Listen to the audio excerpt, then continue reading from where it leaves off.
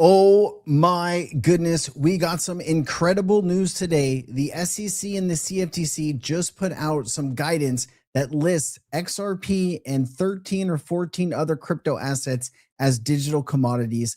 All right, this is actually something that's really going to help institutional adoption to be able to use stuff like XRP and Solana here in the United States while we wait on the Clarity Act.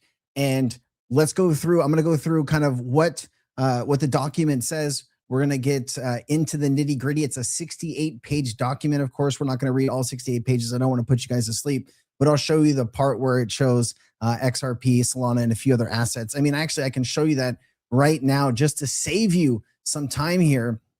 I was going to do like a full chat on like what's going on in Brazil because there were some big announcements with Brazil today too. But you know, this just came out, and you know, obviously we need to talk about the most important thing here, which is this digital commodity portion. And so as you can see here in this document, XRP is listed here. This isn't like a clickbait. This isn't like you know, this is going to change tomorrow. This is in fact real. And so if you need to pinch yourself, it is St. Patrick's Day. So if you gotta, you know, pinch yourself if you're not wearing green today, I get it. But yes, this is a Securities and Exchange Commission document and the Commodity Futures Trading Commission. And wow, this is just big news for us guys, because we've been waiting for something truly game-changing to come out. And you know, I don't know what else, you know, other than, you know, what else could be game-changing than this or regulation. Now, the reason I think you're getting this guidance is because the Clarity Act is taking longer than a lot of people thought it was going to. I thought, you know, if you remember late last year, this was like, hey, we're going to get this done in September, October, November, December. And now we're like, hey, hopefully we can get it done before Easter. I've even seen some institutions now saying that this could be, you know, pushed out into August, depending on the Senate schedule. And, you know, more and more people are starting to believe that it's not going to happen.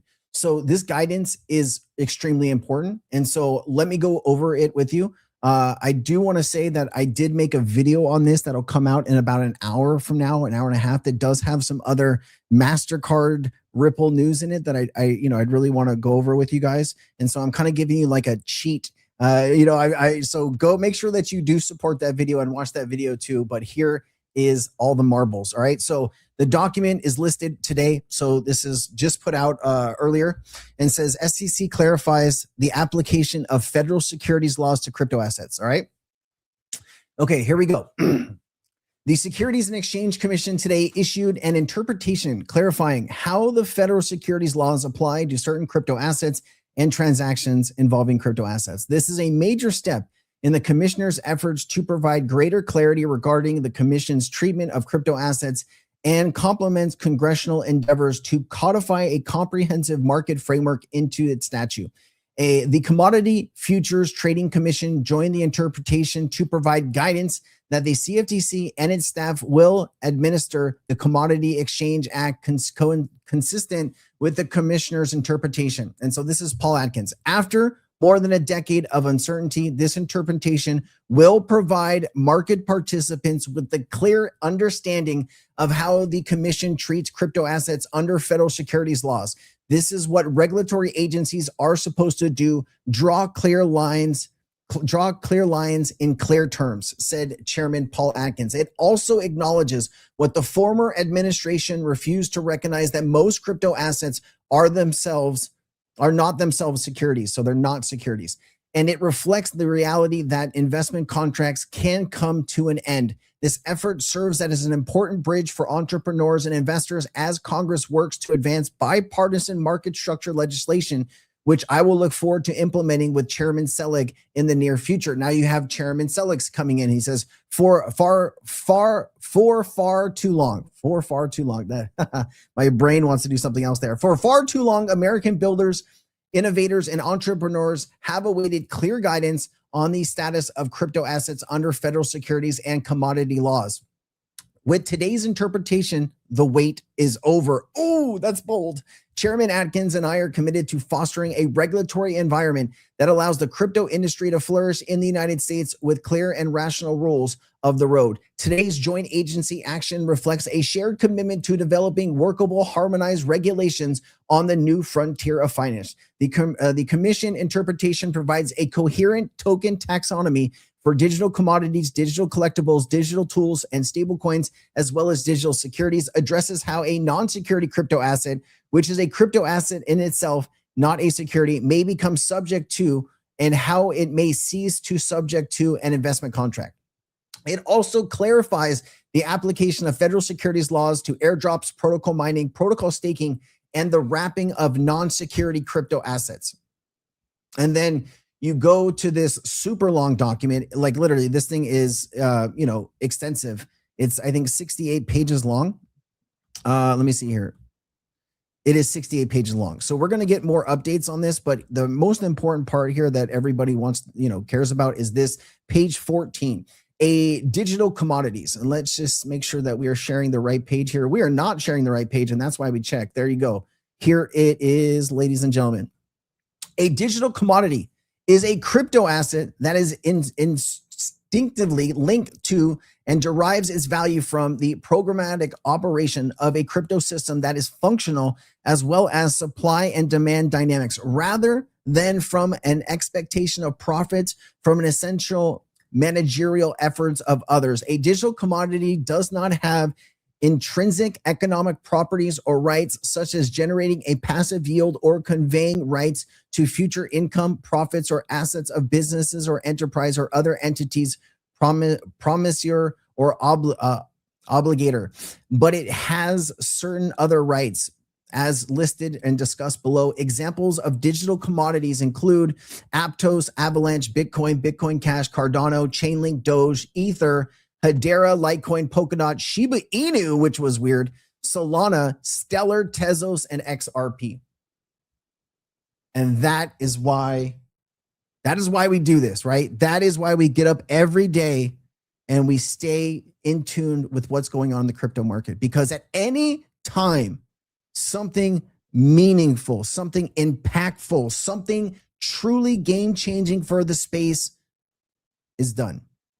And outside of actually getting the Clarity Act passed, this is the next best thing. Now, understand that if the Clarity Act isn't passed and the rules of the road are not codified from Congress and the Senate, as well as the executive branch signing that into law, the next administration that comes in, if they are anti-crypto in any way, they can reverse and change what the current SEC and CFTC have done. Now, at that point, it might already be too late. You might have it already integrated into the payment system, which we believe will happen here over the next, 6 to 12 months. But I think at the point of where the New York Stock Exchange, the DTCC, all of these institutions needed this clarity to move forward with their tokenization efforts here in the United States. Right. So if you are a company now wanting to use a crypto asset like XRP or Stellar or anyone on that list, you know now that the regulators are not going to come after you for maybe using a security in your infrastructure or payments. That is the next level game-changing piece. We are going to get more information as the days go on, but this was just put out a few hours ago. And I'm just checking to make sure Luna's good. And so this is a big deal. Yeah, so it's weird to see some of these other assets on here, guys. Obviously, I don't know why Shiba Inu's on here, but hey, Shiba Inu fans are probably loving this. It's great to see that a meme coin made it here. Of course, Chainlink, obviously, Avalanche. This is great for Avalanche. This is great for Aptos. Hedera, love it, right? I've been buying Hedera under 10 cents. I know I've been telling you guys that I've been doing that. Ethereum, and so wow. Let me see if this is done. Has this done anything for prices? Let's take a look here. Share this tab. No, not really. Look, you got 1 hour and 24 hours, which means most people haven't reacted or gotten this news yet. But you would think maybe there'd be some institutional buying coming in here, but all good. You're going to see that probably through ETFs, right? That's usually how institutional buying happens. So, but yeah, let me go to the chat to see what you guys think about all of this. it does look like, we did get some really good clarity just now. And man, that feels really good after maybe the year that we've had so far.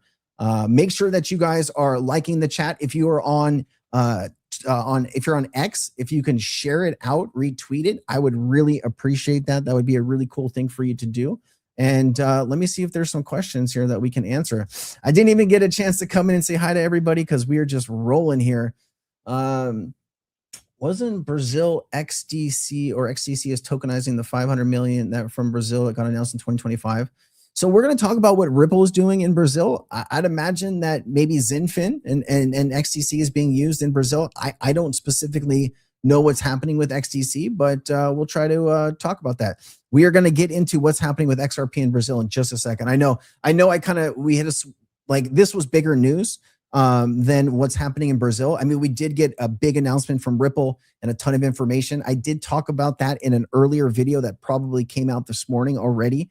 But let's go ahead and, let me answer some questions and then I will transition into the Brazil stuff.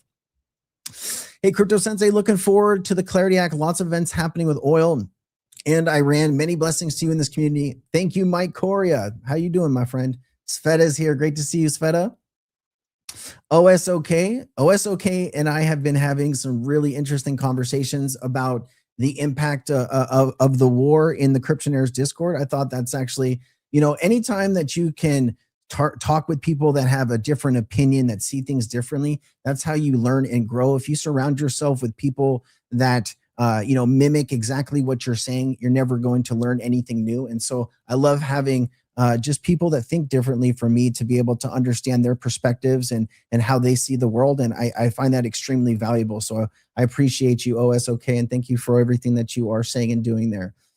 Let me see here. Bill Clayton says, I heard if XRP goes to $8, then Ripple will make the top 10 World Bank list. So, well, did you guys see my video on the Clarity Act and what Ripple might have to do with that XRP? I think I put that out yesterday. Yeah, today's Tuesday. I worked on that on Sunday for a few hours.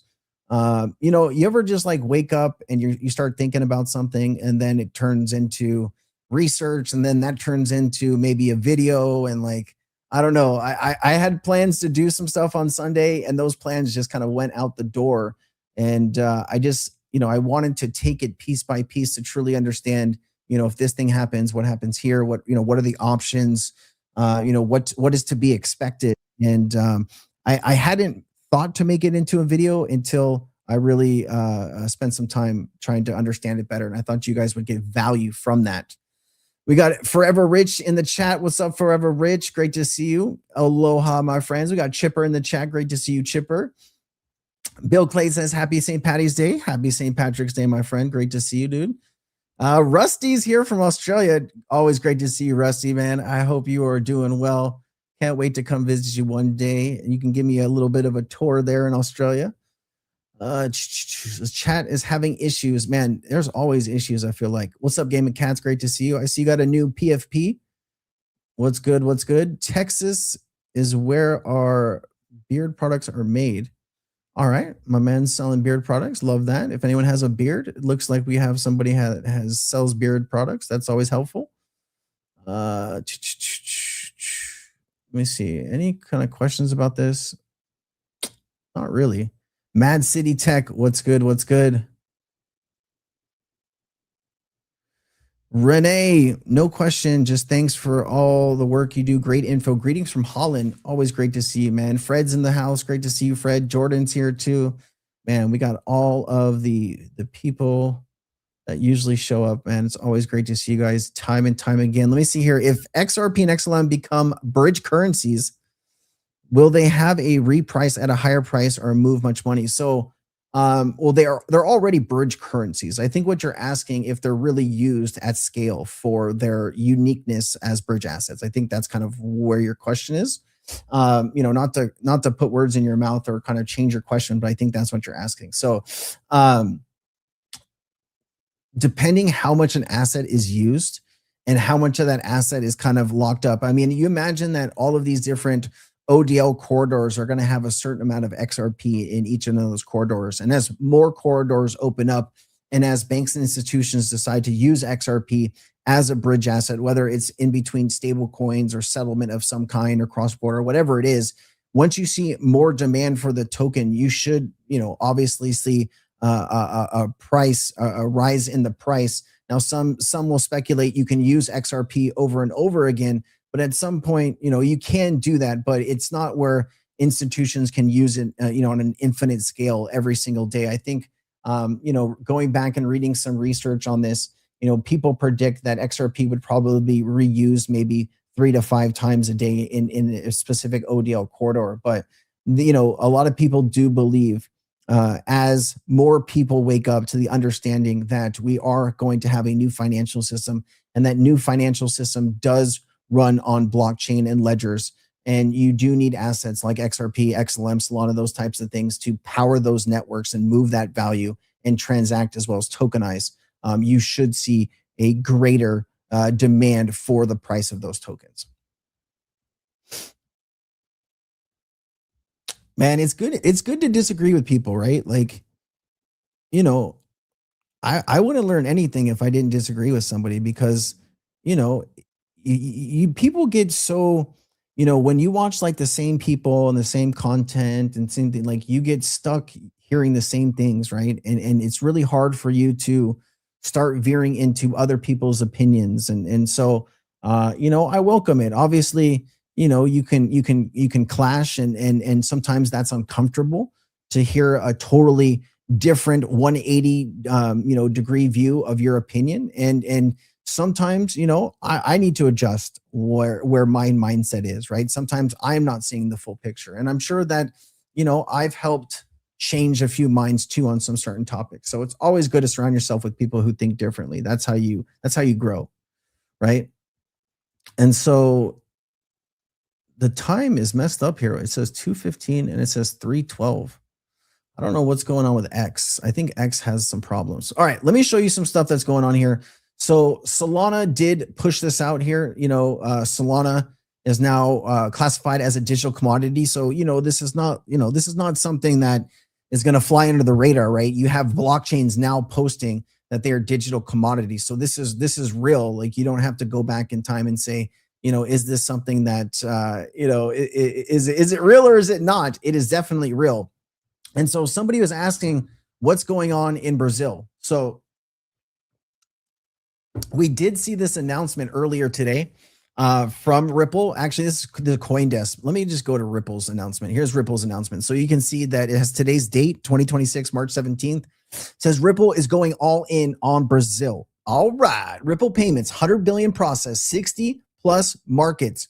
Live with Banco General, Braza Bank, Nomad, Azafy, and more. Ripple Custody recently launched in Brazil with CRX, Ripple Treasury, decades of corporate treasury management expertise, and then RLUSD, 1.5 billion market cap, live with Mercado Bitcoin, Foxbit, Ripio, and more.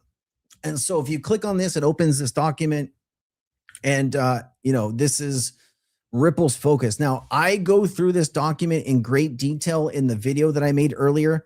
I don't know if I'm going to spend as much time going through everything, but let me just give you a little taste of what is in here, right?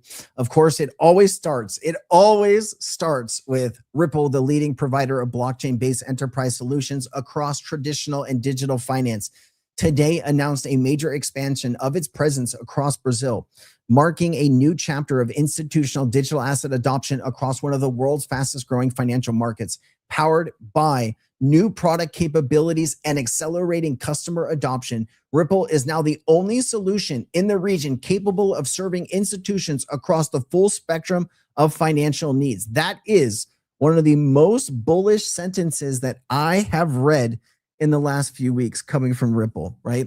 When Ripple is out there telling you, like I always tell you, this is one of the best solutions in the world. And when, you're a banker, you're a financial institution, and you're trying to upgrade your infrastructure to blockchain, who are you going to call, right? It's like, Ghostbusters in the 1980s, right? Who are you going to call? It's Ripple. You're obviously going to have a meeting with Ripple to see what kind of technology that they have and they can, provide for you.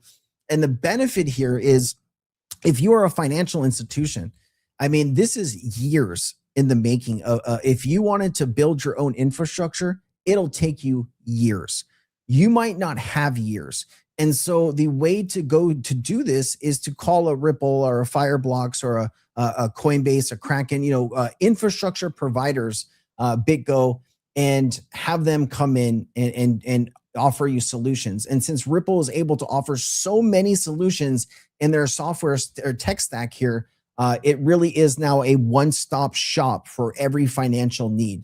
And so from cross-border payments to digital asset custody to prime brokerage and treasury management, Ripple also plans to apply for a virtual asset service provider license, which is known as a VASP, with the Central Bank of Brazil, in line with the country's new virtual asset regulatory framework, reinforcing the compliance-first approach that has guided Ripple's global operations for over a decade and its commitment to long-term growth in the region. Latin America has always been a priority market for Ripple, not just because the scale of the opportunity, but because Brazil has built one of the most advanced and forward-thinking financial ecosystems in the world, says Monica Long, the president of Ripple. We've spent more than a decade building the trust, licensing, and technology required to operate in regulated markets. Now, with our expanded platform, we can meet institutions across the region with everything they need to compete in the modern financial world. And so it gives you some examples of what Ripple's doing, right? And so it says more than 100 billion is processed volume globally and coverage across 60 payout markets. And here are some of the partnerships that are put into this document. You have Banco General. Ripple powers same-day US dollar disbursements for Banco General, providing faster, more transparent cross-border payments, and is now expanding to include RLUSD in its crypto flows. You have Brasa Bank, one of Brazil's largest FX institutions by volume. Brasa Bank has selected Ripple payments to streamline US dollar payments and has issued its Brazil-backed PEG stablecoin BBRL on the XRP ledger. You also have Nomad, the Brazilian fintech serving more than 3 million users leverages Ripple's payments and its liquidity networks to increase efficiency in treasury flows between Brazil and the United States. You have Azify, the Brazilian fintech that enables financial services infrastructure, now using Ripple payments to exchange stablecoins into global currencies, including US dollar, euro, CNY, and Singapore dollar, I think that's SGD. And then you have Autorus, a leading Latam payments firm leveraging Ripple for fast compliant cross-border payments in Brazil and OTC crypto settlement. Frente Correta, an FX institution consolidating cross-border operations and stablecoin collections. You also have some stuff going on with custody with CRX as well as Just Token.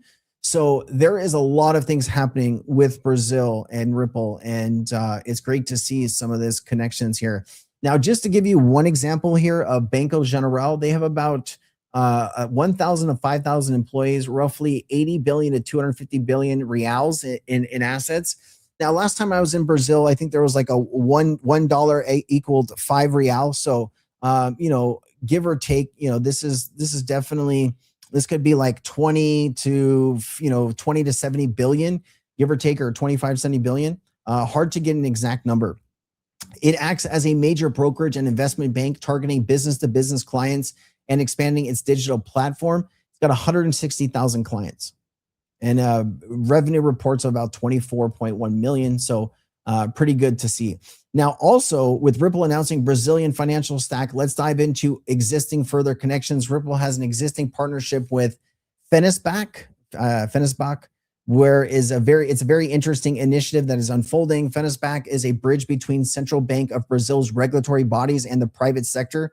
The collaboration between Fenesbac and Ripple functions through a Next Accelerator program, Brazil's largest acceleration initiative and financial sector startups. The program is ongoing as of March 2026 with active cycles and upcoming events. Selected startups for batch number 8 scheduled to be announced actually in just in about a week's time from now. So a lot of things are going on with Ripple. You also had MasterCard making a move here. Did you guys see this today? I don't know if you caught this, but MasterCard is breaking news. BVNK has agreed to join MasterCard. And so there is some actual connections here with between Ripple and its entities. BVNK utilizes standard custody and trust for custody services. And then there's some integrations there. RLUSD, BVNK can utilize RLUSD for interbank settlements. And so this was pretty cool to see. Lots of things going on behind the scenes, and you've seen, BVNK on stage. Here is Ben Reynolds from BVNK sitting next to Jack McDonald on stage. This is 2024. So they have some deep pockets there. They go back for some time.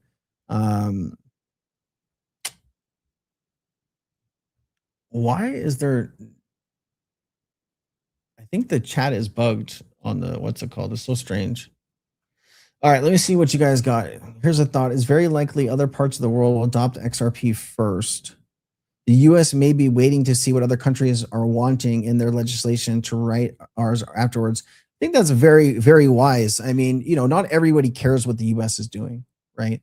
And if you're trying to be the country that is the most advanced, uh, you're going to try to beat any country to the punch here.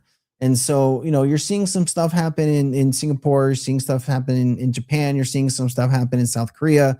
Of course, the UK passed MiCA legislation. So there are other countries that, took this maybe a little bit more seriously, more quickly. And the US is kind of playing catch up at this point.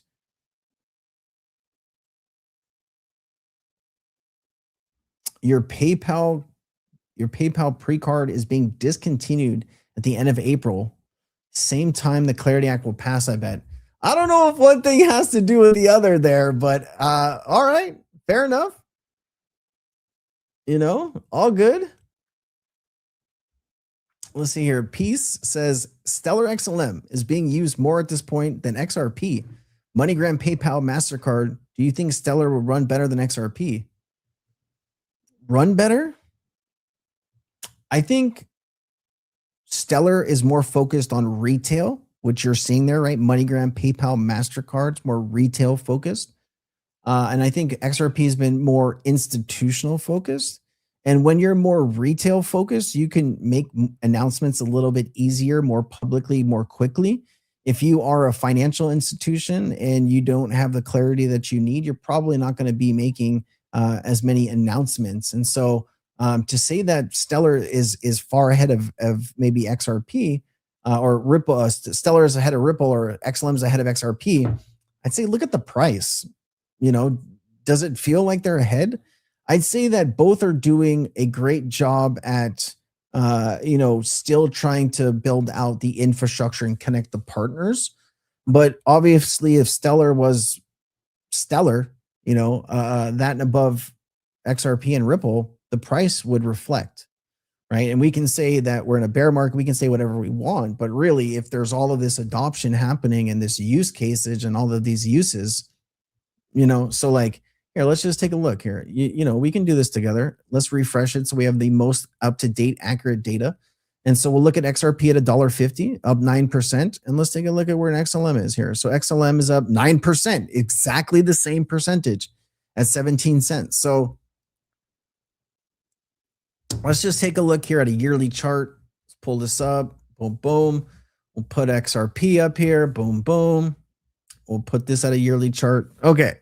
So here's Stellar, right?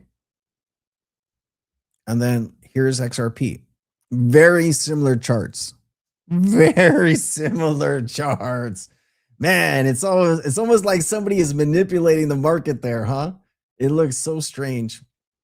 Chipper with the donation. Past 2 weeks, YouTube has been blocking chat comments like a bot. All of my crypto channel notifiers are down 75%, making YouTube making less engagement to justify less notifications. I don't know, but very odd. As far as like views are down, like I think views are way down from where they were in like November, December timeframe, right? I think they're down like 50%, 60%. I think like on some channels it's down even worse. And so, where in December we were doing maybe like 5.5 million views, now we're doing closer to like 3.5. And so, definitely there's not as many people watching. And so YouTube isn't recommending as much.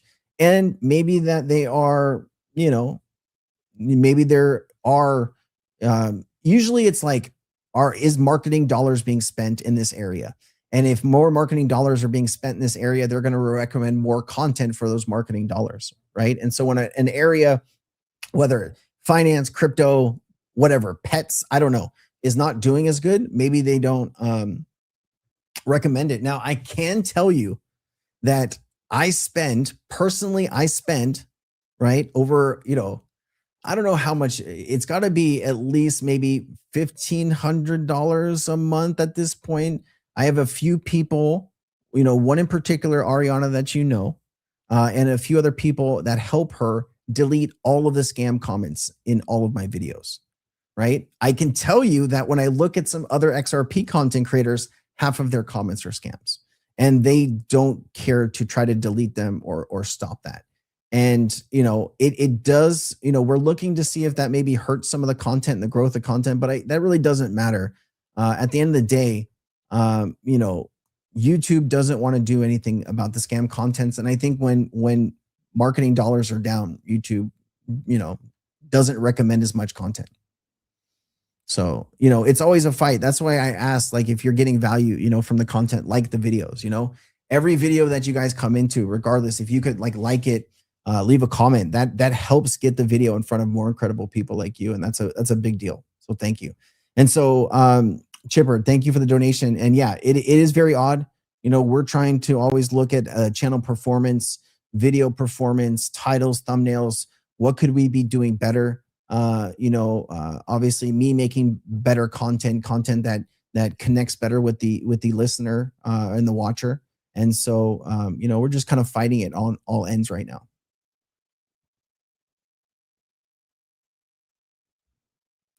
And they are promoting AI channels. Love that. Love that. I don't know why you would do that, right? Like, why would you cut out real people? Like, I think some AI channels have maybe better SEO, and that's something that content creators have to look at. I know that we're looking at that. But that would be just a shame to get rid of real people because you got to imagine an AI, somebody somewhere is, creating a script and then just sending the script, maybe not even proofreading it, and you don't know what you're getting, if it's real or not real. I don't know. I know that I don't spend any time watching AI content. If I find out it's AI, I stop watching it.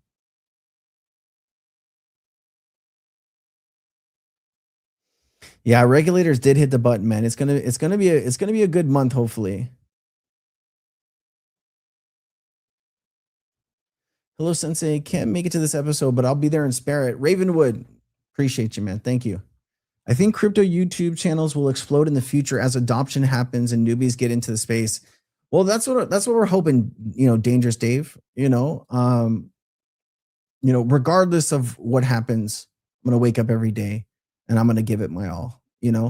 And if people want to continue that journey with me, I'm gonna give you everything I got every single day. So join me at the Yard House and I'll buy you a Guinness. Ooh, isn't it raining out there? Are we getting another storm? You should send me an email. I'll give you my phone number, and like maybe we can meet up for a drink sometime. I'd like that.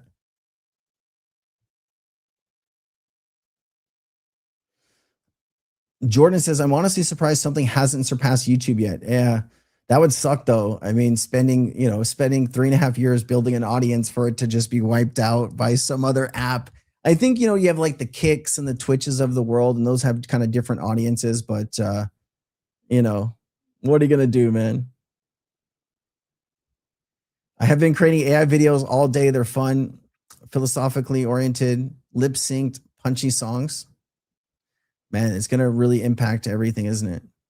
Oh, let me open up a new. I don't know why it kind of bugged on some of this stuff. I want to open up a new thing. Hold on.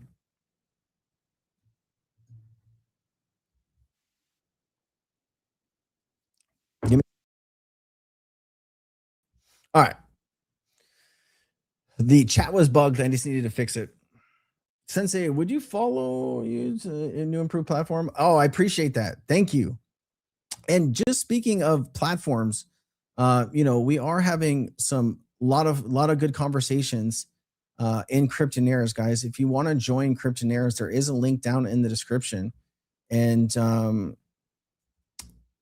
we'd just love to have you. There's a lot of interesting conversations going on. I'm sharing stuff constantly about the economy and where things are heading, and crypto and all kinds of stuff.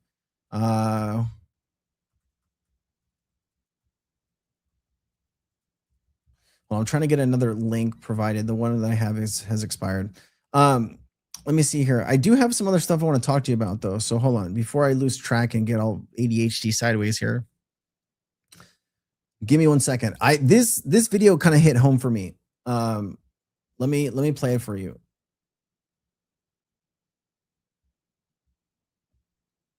All right, here we go. Institutions clearly are picking up the mantle where retail is left off. Retail is gone. If you look at trading volumes on exchanges, if you look at any kind of retail sentiment, you look at search queries or app store installs, retail is just absent. Every single exchange will tell you almost all the volume is institutions right now. And that means that tokens are dead because institutions don't buy tokens. Only retail buys tokens. Tokens should be equities. All right. Well, I don't really care about that part. But I thought it was important to kind of show that people always ask me about every random token under the sun. And it's really important to know right now, which I've been saying for some time, is retail's kind of checked out. A large part of retail, obviously you guys are here, you guys are built different. The average retail trader is checked out right now. They have other things going on in their lives that they are not focused, right? They don't see this digital transformation, this future that you do. Okay. And so when they're checked out, most of these tokens that don't have communities, that don't really have the technology built, that are just kind of built on promises, they're not going to go very far right now. All right. I get 5-6 emails a day, and half of those emails are from projects asking to come on and market them, and they have absolutely they're going nowhere, right? And so you just need to be careful. This is why I say focus on the tokens that have the institutional ETFs, right? Because that is where a lot of this money is going to go. The announcement today from the SEC should give, it should help some investment coming into crypto. You would imagine that the SEC has finally said, these are commodities, right? They're not securities, they're commodities. That you would think that's going to have an impact. Now, if retail was online right now, you'd see it in the charts.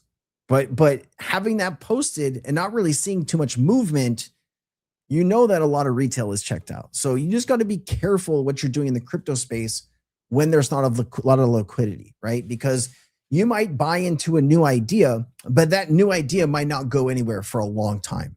And if that project doesn't have a community, it doesn't have money, it doesn't have a runway, it doesn't have new development, it doesn't have new partners, it's not going anywhere. So just be very careful.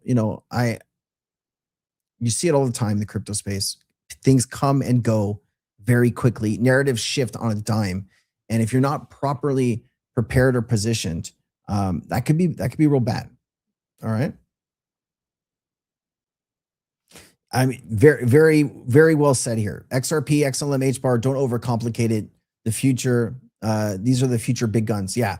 I mean, if you think XRP is going to be successful, Flare is also going to be successful, right? Because that is, a very unique DeFi layer that is going to allow XRP holders to earn yield. I mean, that's going to be so much more than just the XRP community, right? It's going to be Bitcoin. It's going to be all of these other assets that are not proof of stake are going to be able to earn yield on some of the stuff that they're doing. Of course, they started with XRP first, but it's going to go into other assets as well. So just be conscientious of that.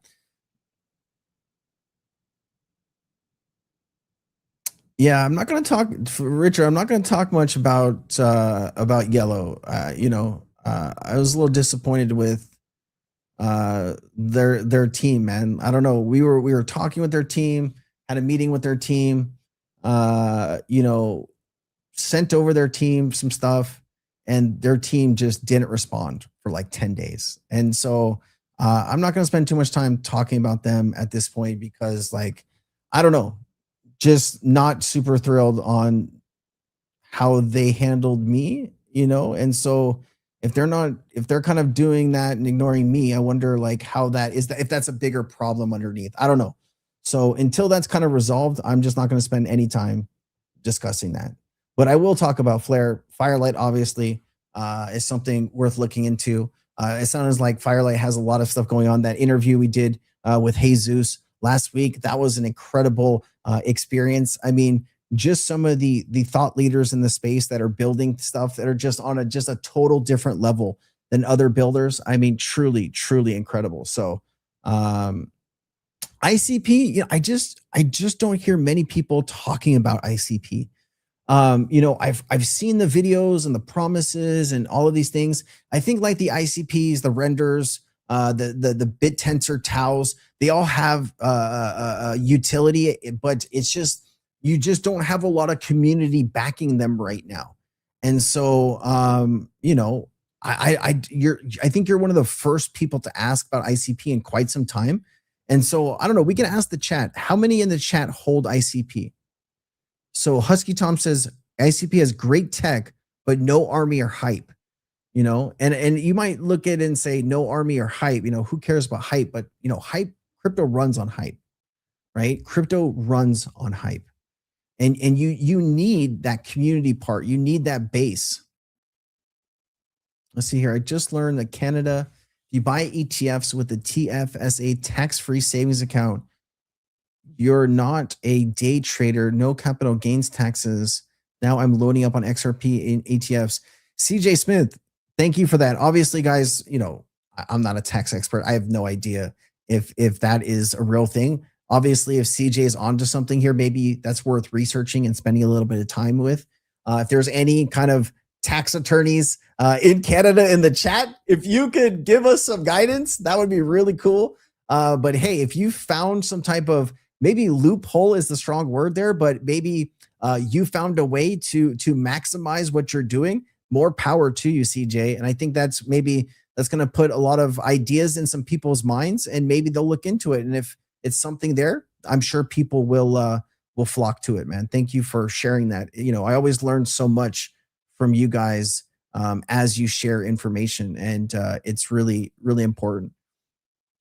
Yeah, I've been buying HBAR, man. I don't know what it is, dude. I think the last like 4,000 or 5,000 I put into the crypto market, just in the last few weeks, just some extra money here that I'm making here, making there. I've been buying HBAR, and I'm like, where do I set this bar, right? Where do I set my HBAR bar at? And it's less like, it's so easy when you spend $1,000, right? And you get 10,000 tokens, right? You spend 2,000, you're getting over 20,000. Okay, I'll take some of this, right? This is like a reminder of when you're buying XRP back at 25 cents or 30 cents, right? This is like, you're getting more for your dollar. And then you go buy Flare and you get like 100,000 Flare for $1,000 too. So it's a lot of fun to load up on. Canton, man. Yeah. Backed by the big boys, the institutional, I guess you would call it, big brother that's been selected. Canton's going to be big. Canton's going to be very big. Yeah, like if you ask me like ICP or Canton right now, obviously Canton, right? I don't even see people posting about ICP online right now, and maybe that's just my feed, right? I'm always searching, XRP, HBAR, Stellar, those things are coming up on my feed. Maybe I need to spend some more time looking at ICP content, but it's just hard, man. Like Quant's another great example. Quant has so much utility. Quant is bring TradeFi on chain with its over ledger. It has great utility. Think of it as a blanket over the main system. Apex Crypto has great content for this. Look up the project Agora. Yeah, I know, man. Quant, imagine if Quant had the same community as the XRP community. Think of where Quant price would be, right? It would be insane. Lower supply than Bitcoin, and all the utility, all the stuff that people promised Bitcoin would be, Quant is, and even more. So, it really comes down to the community, man. Let's see here. Vatican says in Canada, any investment in TFSA account is not taxable. That's why it's called tax-free savings account. Brilliant. Brilliant. Insane clown posse, man. That's back in what, the 90s? What? Oh man, that was a different time. Man, kids these days, they have no idea. They have no idea. Remember when you try to like download something and it would say like 26 days or something? It would just like, what? 26 days? You're like, is there a smaller file I can download? Oh man, then you'd have to like reformat your computer, every so often because, you just download viruses. Like the music places like Napster and LimeWire just filled with crazy stuff. Tangem, man, everyone says how good Tangem is. I need to get my hands on a Tangem wallet because man, people just say how great they are. Personally, me, I've got Ledger, I got Decent. I guess I need a Tangem. I was gonna say, like, I've been moving some money around, and I have a Ledger device within my reach that I got to go drop off later. A couple years ago, I had a lot of ICP dot. Yeah, it was a different market though. Like I don't think we're ever going to see the same markets. Like if you were around in 2021, that was just built different. I mean, you cannot replicate those conditions. You just can't. You had a raging bull market. Then you had the C word where everybody was at home. Right? Nobody was allowed to go into the offices. So everybody was supposed to be working, but really everybody was online on YouTube and what's it called? It was just a different time. I would have loved to have had my YouTube channel back then, that would have been something crazy, but I mean, think about it. You had all the stimulus money, right? I mean, there's been so many promises of like Doge checks, $1,000 stimulus checks, $2,000 stimulus checks, 600 tax credit. Like there's been so many like conversations of those things, but nothing has ever come to fruition over the last, 12 months. So I don't know if we're going to get stimulus, and even if we do, some of that will find its way into crypto. But if we're getting stimulus, it's for a reason, right? Like it's going to be, your gas, your rent, your heating, all of those things are going to be more expensive because of, the oil shortage. And, that states are better to live in with zero state tax and gains. Alaska, Florida, Nevada, New Hampshire, South Dakota, Tennessee, Texas, Wyoming. Man, I mean, very valid point. Very valid point. Tangem is awesome. Plus, it has Visa direct payment cards and the system from your cold wallet. Yeah, man, it sounds like they got some good technology. Any opinion on Caspa? Why does this sound so familiar? Caspa. Hold on. Oh, yes, Caspa. Wow, look at this, man.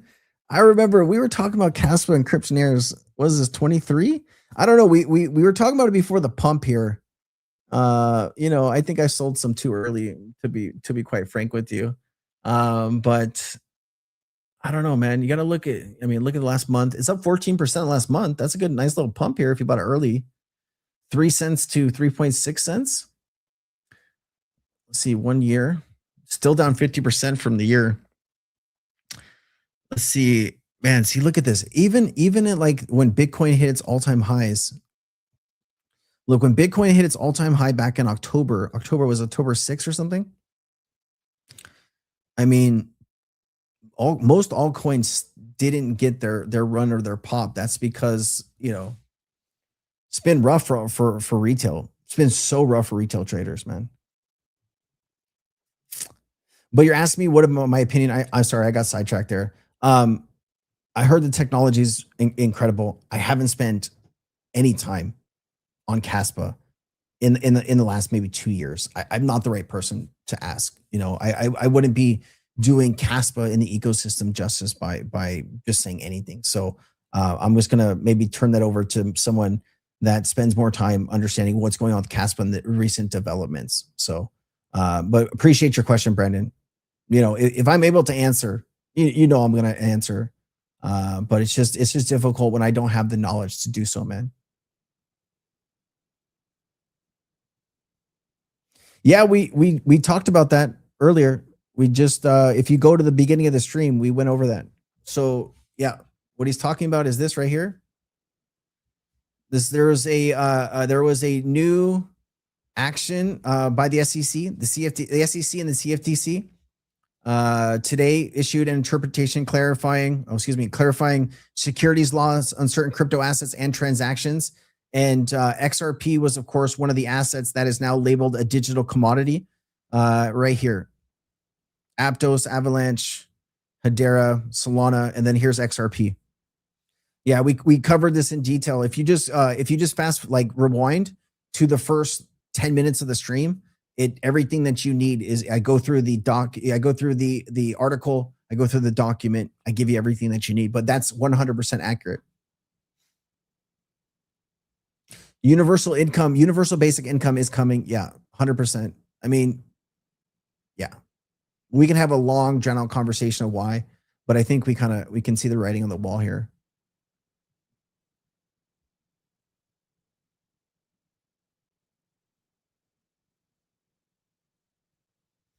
Ariana, no joke. Took my bike into work, flew past the state police at 1:30. Damn, Tom, you're a speed demon. I think Tom, I think you and I would definitely get along. Let's put it this way. So we went to Vegas, and they have the Ferraris and Lamborghinis you can drive around the track.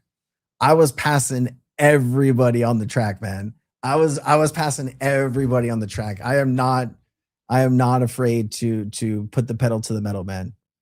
I always thought if I got a motorcycle, though, it would kill me because, it's really hard to, you hit a pothole, you're not looking correctly. I'd get distracted, I'd be like, oh, look at that bird or look at that squirrel. And then wouldn't be good for me. Oh, Hawaii, beautiful place to visit, but for realizing large capital gains, Hawaii is not one of the most expensive choices in the country. Tell me about it, man. Tell me about it. My wife likes it here. And for that, I pay higher taxes. It is what it is. Sometimes it's not all about money. Sometimes it's how well you're living.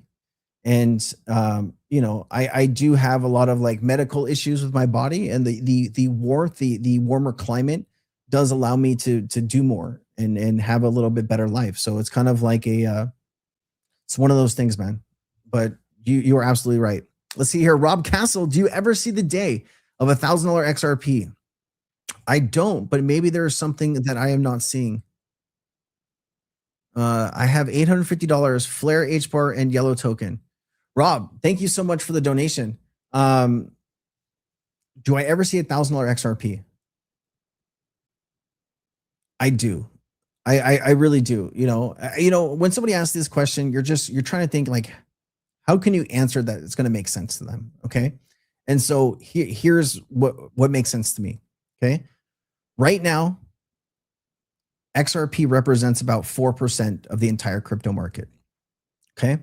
As tokenization speeds up, and as you've seen numbers like 200 trillion, 400 trillion, 1 quadrillion, as all the money in the world here, stocks, bonds, derivatives, equities, real estate, debt, as all of this value comes on chain, whether it takes 5 years, 10 years, I don't know how long that takes. Okay. But if you bring $200 trillion on chain, and if XRP ledger represents 4 or 5% of that, right, you're going to have a multiple $100 XRP. Now, if you bring 500 trillion or 1 quadrillion, if you bring all the money on chain, all the money is $1.7 quadrillion. Okay. If XRP represents, 5% of that, 10% of that, yes, you're going to be looking at a much higher price for XRP. Now, obviously, we don't know, man. Like, nobody knows the future. Also, how XRP's price could jump pretty drastically, pretty quickly is supply shock. right? If everybody woke up tomorrow, understood that this new financial system was coming, and understood that Solana, XRP, Ethereum, Chainlink, some of these assets, there's only a fixed supply, and there's just pure panic in buying those assets, you would see an explosion in price, right? So Zach Rector made a short yesterday, and he said he looked at the incoming volume for XRP, like how much money came in to how much the market cap moved, market cap multiplier. And he said there was 17 million in inflows that changed the market cap of XRP 8 billion, 8 point something billion, which was a 490x multiplier. So really, if you woke up tomorrow and there was 10 billion new fresh dollars coming into XRP, 5 billion new dollars coming into XRP, that would explode the price. I would imagine that would take the price to $50, $100 pretty quickly, because there's just, it would eat through what the available supply is on exchanges. And that also could bring the price up. So you're talking about a tokenized future where quadrillions of dollars are on chain.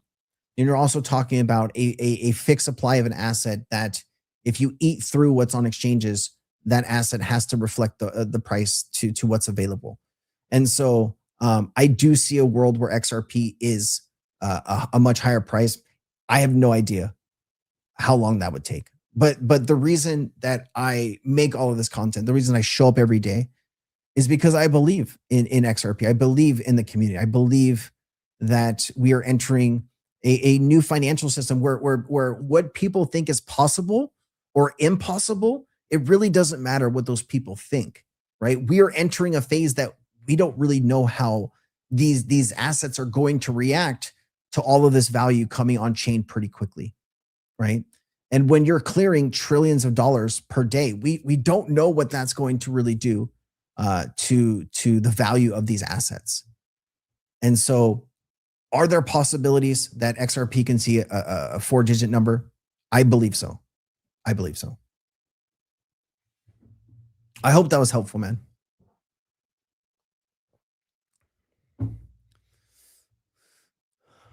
Bodana's here.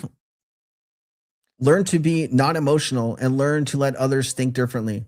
Well said. Well said, Bodana. It's great to see you. I hope you're doing well, Bodana. So got a good question here. Why don't news channels cover Ripple and Stellar being part of a new financial system? UN presented last month and media covered it. A supply chain shock can drive the price among retail. I don't know. Like the conspiracy side says that there's a blackout and they don't want you to know about it. So like, have you ever seen I don't know if it's like a meme or if it's just like a clip where, it starts with like one news outlet saying a sentence, and then it expands to 10 saying the exact same sentence. Then it expands to 50, then it expands to 100, right? And so it does feel like there are a few people that are in control of these levers of what is allowed to, to come out and what is not allowed to come out. And so the speculation, like the people that believe that it's manipulated, that the information can't come out or shouldn't come out because of, some would say that they don't want people getting rich overnight. They don't want people turning a few $1,000s into, tens of millions of dollars, right? That is what the speculators will say. The non-speculators, they might say that, we just haven't reached a point where it's national news yet. I mean, it's important to us and we can see that the difference it's going to make. But some people just, some news agencies, there's more important things going on than XRP or Stellar or Flare for that matter, whatever, right? There's, stuff going on. The hard part is you only have so many million people that own crypto, right? And so when you're talking about these like major news outlets, they're trying to talk to masses, to everybody, right? What is important to the regular person? Is it blockchain and crypto, or is it how much food prices are, how much gas prices are, how much how the war in Iran is going to change your everyday. Like that's what they want you to be focused on, like the panic. But I guess as regulation passes and as blockchain becomes a more everyday topic in people's lives, they will probably start talking about it. I mean, they're going to have to. But what is true and why don't you see it? I couldn't tell you, man. I couldn't tell you. But I always see people saying that it's a conspiracy, it's this and that. I don't know, man. I don't know what to tell you.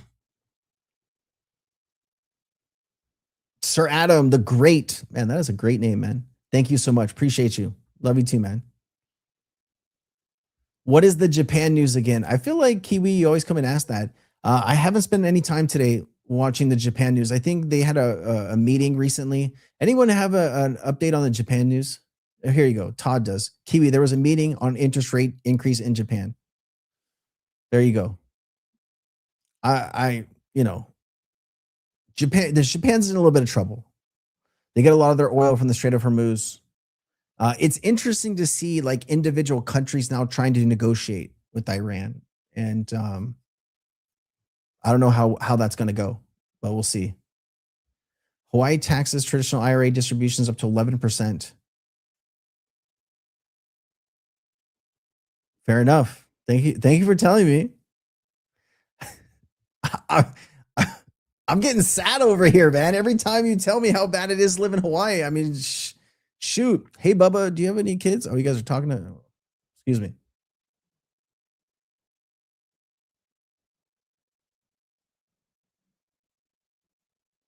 Let's see here. Who's Kim Clement? Kim Clement.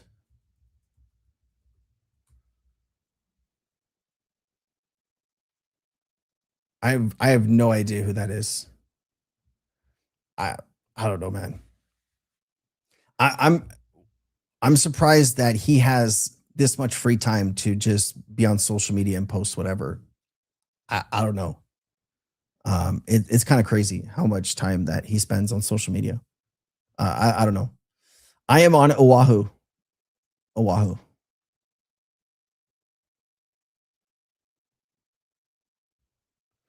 Just asking, if I move to Hawaii, will you be my neighbor? Honey Haven, absolutely. Well, I mean, we're definitely going to be in close proximity to each other. So there's only so far you can go here. I was in Costco on Sunday. The power was out in parts of the island, so everybody descended to Costco on Sunday. It was crazier than Christmas time. Like lines. If you've ever been to Costco and it's really busy, these lines kind of extended all the way to kind of where the clothes were. So it was like, there was like 50 people in these lines.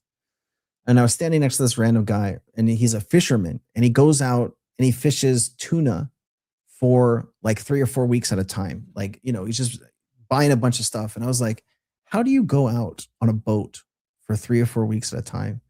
And like, it just blew me away that some people can just disconnect with like what's going on.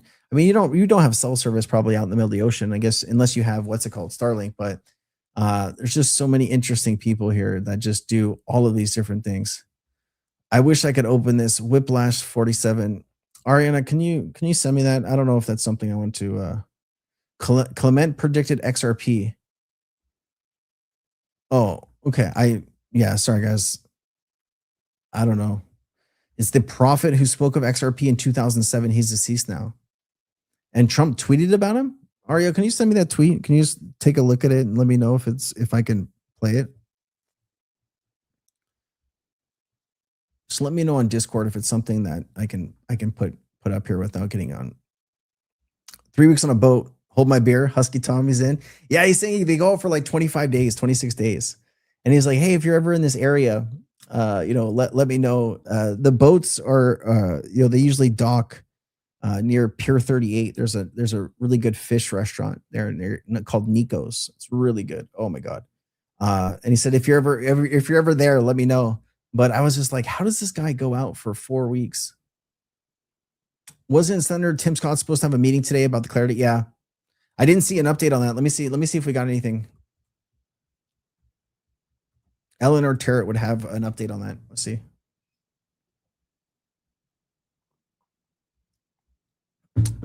Isn't DC FinTech Week about to start too? On stablecoin rewards compromise, Scott tells the Digital Chamber of Thomas he believes that we will have a proposal in my hand sometimes this week. Okay.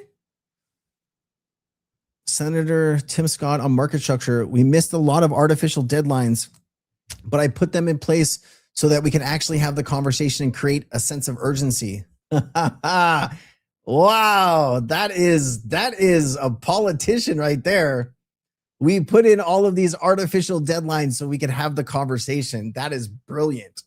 I love it, man. You got to like it when somebody is, really good at their job as far as a politician goes, and they can spin something to just make it sound like that was your plan all along, to miss the deadlines. Man, that is brilliant. That is interesting. Absolutely. All right. So it looks like something could be in hand. Wow. Eleanor Terrett is just an animal. Look at this, 5 hours ago. I mean, people know. Look at this, 195,000. People know.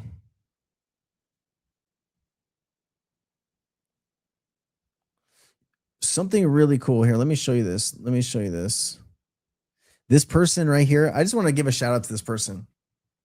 Every day in the last 8 days, this person has tweeted, messaging Brad Garlinghouse until we get an interview with Brad.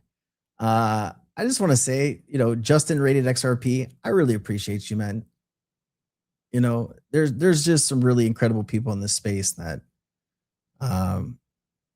just are just game changing. Man, the friggin' thing is bugged again. I don't know why Mad City texts just get bugged on the thing. I do not know why. Tracy, good to see you. Hold on, let me reload this again because I don't know what's going on with Mad City. Hold on.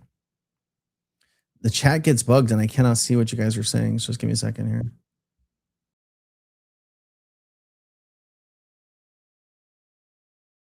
All right. Let me bring this back up here. Let me see if there's other things that are going on.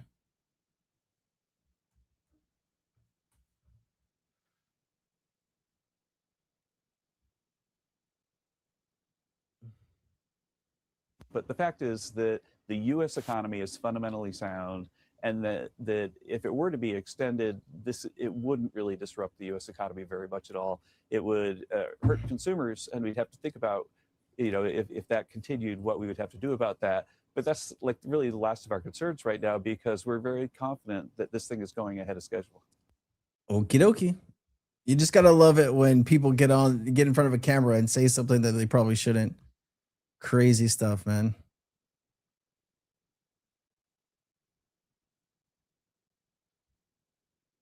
Shane Ellis theory alert.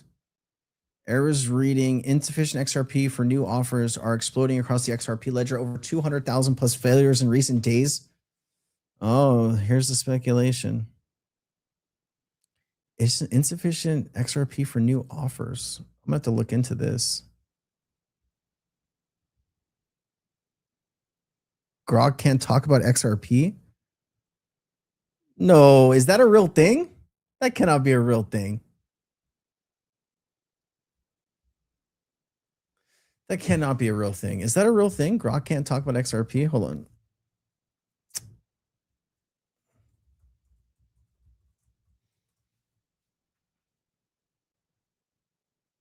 You can talk about XRP. Yes, you can talk about XRP. What are people doing?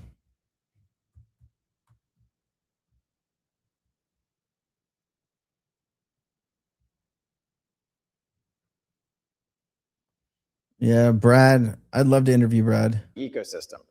People, will say things like, well, XRP has a CEO. And I'm like, who is it? Ripple has a CEO. That's me. There's scores, if not 100 other CEOs building around the XRP ecosystem. And I think that's when I hear people say that, I think, okay, they're not educated about what's going on. And so we need to educate people. Obviously, you see that in a number of other tokens where there's a very distributed, very open source community. People don't understand Ripple does not control XRP. It is open source. There have been amendments passed to the XRP open source technology that we opposed. We were against them and they still passed. That's okay. That's open source technology. There's other things we have changed. Man, channels love to post like the same thing over and over again. It is learn how Ripple Pay and XRP works as a bridge currency provider. And what was interesting. Oh, I'll save this. Vietnam just announced plans to ban trading on Binance and OKX. This isn't a ban on crypto, but a ban on foreign crypto. Man, strange world that we're living in here.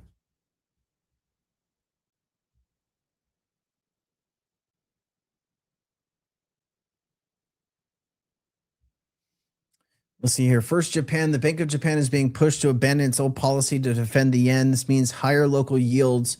And one simple consequence, money comes back home. Japan holds over 1 trillion US treasuries. Even if a fraction gets sold, it drains liquidity from global markets fast. Second, oil shock. The US-Iranian situation is getting more aggressive, and there are growing expectations of a larger military phase.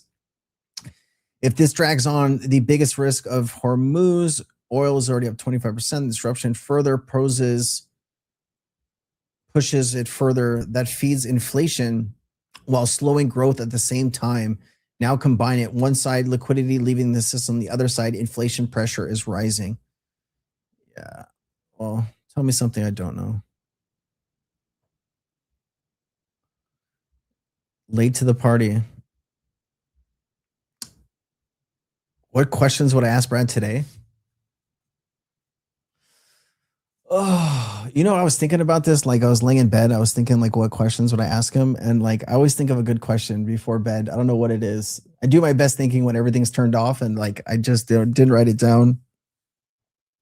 I'd probably ask him like, where Ripple currently is and like where XRP price currently is. And he probably doesn't like to talk about it, but I'd ask him if he, I'd ask him with all of the partnerships and things happening in the background, is he, bullish or bearish kind of on, XRP's utility being used? Is he seeing more people wanting to use RLUSD on Ethereum, let's say, instead of RLUSD on the XRP ledger? I'd also ask him, when will we see the operations for G Treasury and Ripple Prime actually, through the XRP ledger? Because that's $16 trillion, right? So imagine getting that volume on the XRP ledger. That's something that I really want to know. Like, that they said that was the plan, but when is that taking place, right? And like, how much longer do we need to wait for that?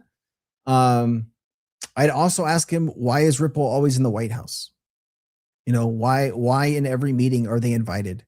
Is there something going on larger with the White House with the US payment system, right? Trump talks about upgrading the US financial system. How's he going to do that? You're going to need to work with a private company to do that. And so you always see Ripple in these meetings and you start to wonder, is there something more there? I'd like to ask him maybe a little bit about that. I mean, I probably have a lot of questions that he can't answer. So, it's got to be a little bit more generic, but if I could ask him anything and he can answer anything, I'd start asking him stuff like that. What question? I'd want to know what question you guys would ask him. I think I'd bring a few questions in from that too. Moody becomes the first credit rating agency to bring its rating on-chain data, debuting token integration engine on the Canton network. Of course, it's on Canton. That makes sense. If somebody has like, I couldn't see. Hold on, let me see if I can find it. Hold on.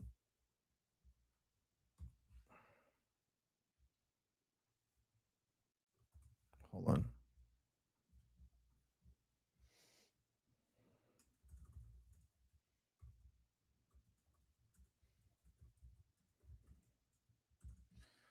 What is the guy's name? Kim Clement.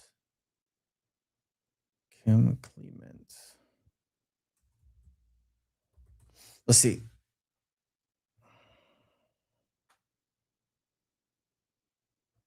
There's no evidence of a tweet from Donald Trump directly talking about or mentioning Kim Clement. I think someone's taking you to the cleaners. It doesn't seem like it's real.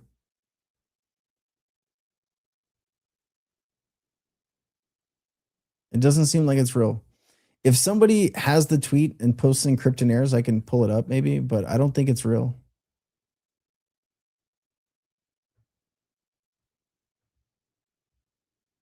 He posted on Truth Social. I don't have a Truth Social account. I can't access it. Do you want to post it on X and tag me in it and I'll take a look at it? Post it on X and tag me.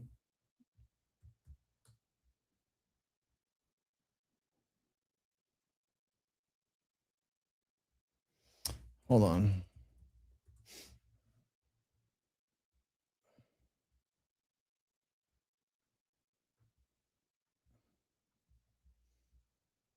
March 9th, March 9th.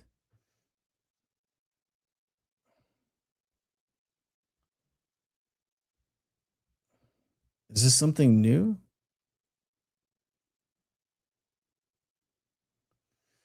Is this what you're talking about?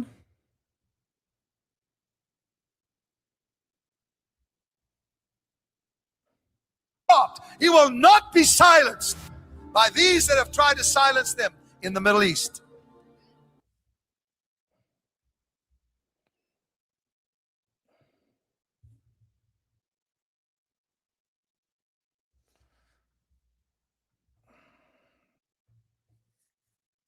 Yeah, I need to learn a little bit more about that before I jump into that, guys.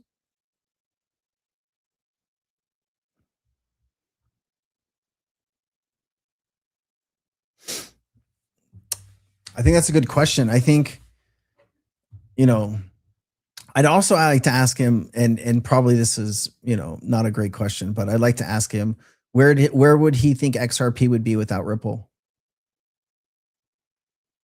You know, think about how much money that Ripple has spent on the development of the XRP community. I mean, obviously, you know, they have most of the XRP and they've had control of most of the XRP for a long time.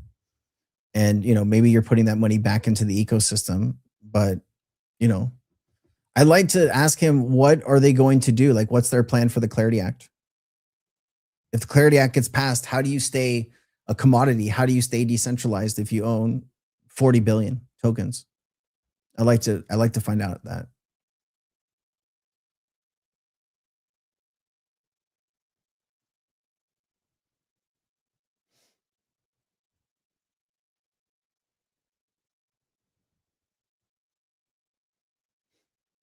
Our man says, Kim Clement is why I invested in XRP. It's going to be bigger than I ever could imagined. You know, I'll spend some time understanding all of this, and you know, it's difficult for me to go into a topic knowing nothing about, and you know, when you guys are asking questions, I don't know why Mad City Tech his chat is bugged. Every time he says something, it stays at the bottom of the chat.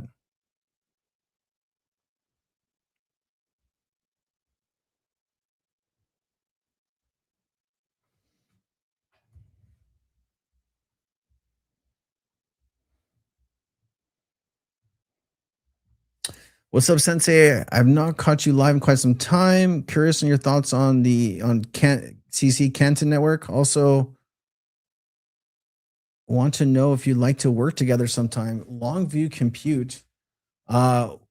Sure. I mean, you can reach out to my team, Longview, and you know, we can see if that would be a good fit. I don't know who you are and kind of what you do. So I just want to make sure that, you know, if we did something together, it would be valuable for your community and mine. What do I think about Canton? I think Canton is the insider choice, and it has real institutional level development. I think they're doing what, 300 billion a day in the repo market or something insane. It's a real player. It's a real big player. And I think they have some really impressive development in the last, you know, 12 months. I think they came out of nowhere and a lot of people are talking about them.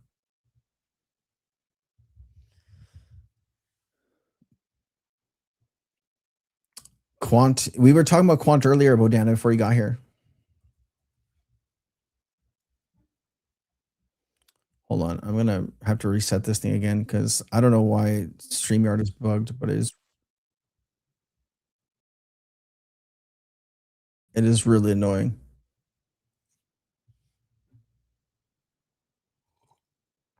Under the Clarity Act, owning 20% or more of a token blockchain is mature. Yeah. Did you see the video I made? I made a video on this yesterday.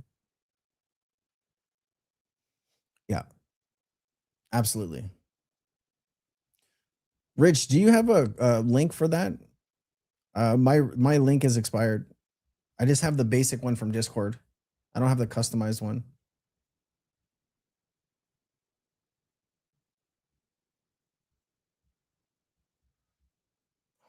So this is what people are asking about here. Hold on.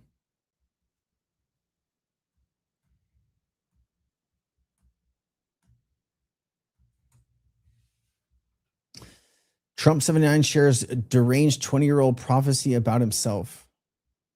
Donald Trump has taken the opportunity to show his followers a prophecy from almost 2 decades ago, declaring he would become a trumpet. Is that like a prophet, but with his name? A 79-year-old posted a 2-minute video on True Social featuring 2 sermons of Ken Clement, a self-described prophet, predicting that then reality TV hosts would one day take on a powerful role. In the first sermon on April 7, 27, Clement says Trump will become a trumpet, says the Lord.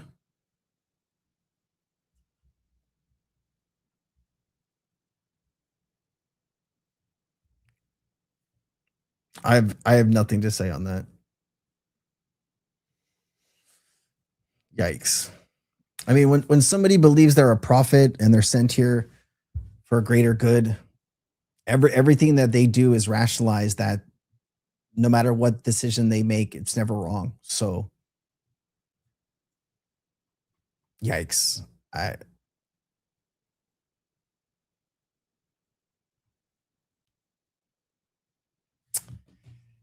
Anything else? Anything else? Anything else, please. Wow. I mean, not my cup of tea, man. Not my cup of tea.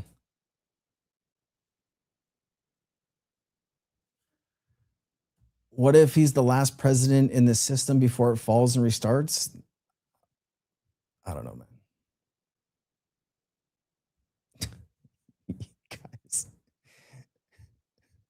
You guys got nothing better to do but mess with me on this, huh? You guys are wild. Yeah, I saw that. So you're talking about the like 7 million plus accounts now? I put that in a video earlier. I mean, I think a lot of people have multiple accounts. I think like if you have a Coinbase account, an Uphold account, if you have a Ledger, a Decent wallet, that's 4 accounts, right? So I think multiple people have multiple wallets, but it is growing in size, which is really good. I appreciate that, Husky Tom. Thank you. Give me a reason to buy more Flare. Well, you saved me. How did I save you? What? How did I save you? More. Okay, so you know what? I can show you why you should buy more Flare. Hold on.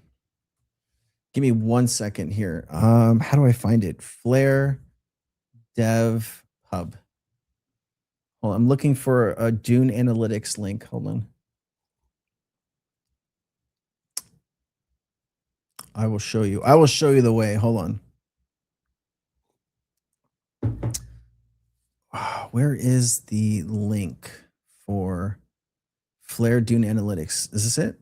No, that's news. Shoot.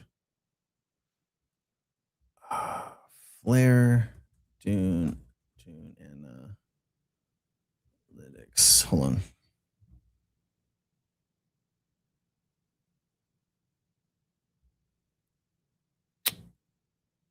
There it is. Is this it?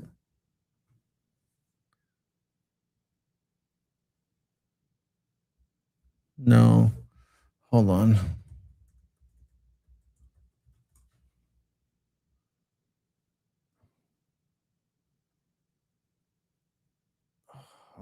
I need to find the link for Flare Dune Analytics. Is this it? No. Hold on.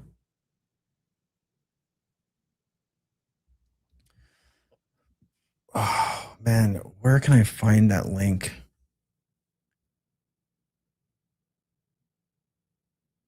Yep, found it.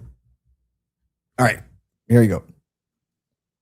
Okay, so you're asking me why you should buy more Flare. Okay, less than a month ago, I think maybe a month exactly now. It was the 18th, I believe. Flare hit 100 million FXRP. It has grown over 30% in a month. Okay. Now, when you're looking at this number, this is actual XRP 1-to-1. The growth, look at the growth from September to where we are here. Okay. Now, this is compounding now at scale. This is starting to really take off. If you look at all of the analytics here, Flare users, you see some of the output here. This is looking pretty good, which means this is really kind of like a testing ground before the institutional money comes in, right? The activity is really starting to grow here. And I think people are underestimating the impact here. As more FXRP gets bridged over, more Flare is being used. And as Flare adds other ecosystems and other partners, I mean, it's some of the best technology that I've seen. And it has some really serious people behind it. Really serious. I don't know. I mean, I could.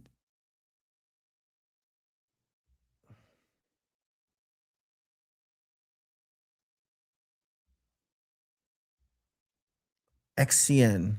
XCN. Hold on. Why does XCN sound familiar? XCN. Nope. Not going to touch it. Nope. Not going to touch XCN. Sorry. Canton, we talked about. Canton's great. Rob, thank you for the donation. I don't have anything to say on yellow. Sorry. I don't. If you have any other question, let me know, or you can reach out to me on Twitter and I'll send you the $10 back.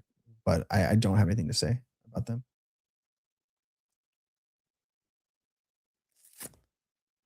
How much Flare is enough? That's a good question. I mean, since it's so cheap at this point, I've really thought like a million Flare, something, that I feel is a good bag. Obviously, if, you have more money, to put in, but I figured that's my goal. I am I'm almost there. A few thousand more dollars, I'll be at my goal for Flare million. I'd really like, one of my goals for H bar is to get to, 250,000 H bar. I think that'd be really cool to see. But yeah, I'm just trying to, I have a lot of XRP. I'm trying to just now add other assets. I think like if I added 3 assets, Flare, H bar, Canton. Canton is something I really want to start adding. Yeah, I mean, for $1,000, you can buy over 100,000 Flare right now. It's a no-brainer, right? You just had the airdrop end too, right? You got to remember that every month, 670 million Flare was introduced into the ecosystem. 670 million Flare per month for 3 years. That, I think it was like 20 something billion Flare was given away. Okay. And now that that's stopped, you don't have enormous selling pressure. I mean, if you ever bought a token, a crypto project that's nodes and they sell tens of thousands of nodes, and you see the chart going from something healthy to something really, cancerous very quickly, that's going to have the opposite effect now, right? Where you're getting rid of all of this selling pressure and you can really let the token breathe. And they were building all of that time, and now they're coming out of that build phase with the airdrop ending. I think it's very powerful, man. Like, I think they're going to do really incredible stuff. If Flare reached $5, I would be over the moon. But like, for Flare to do that, you need everything that Flare's doing to just, expand. Sensei, please give a price analysis on Flare. Brandon, I don't know, man. Like, I'm not a chart analyst or price expert. And like even then, every single price, think about anybody that's ever given you a price for something in the crypto market. How accurate have those people been? You know, it's I have no idea, bro. I don't know. I don't know. And I think like that's just being honest with you, man. Like I wish I had something to tell you. Let me just show you this, right? Flare's market cap is 700 million here, 740 million, 8.63. Wow. Even cheaper now. Even cheaper now. Look at this. $1,000 buys you 115,000 Flare. I mean, if Flare reached the same market cap as, let's say, hold on, let's take a look here. As Flare reached the same market cap close to like Solana, you know, it would be close to 80, 90x. You know, USDC would be over 100x. You know, and that would give you $1, right? If you're talking about $5, you're talking about almost a 500x. You know, it really comes down to token supply and what's available and how much is, you know, burned or used. So price targets are just impossible, man.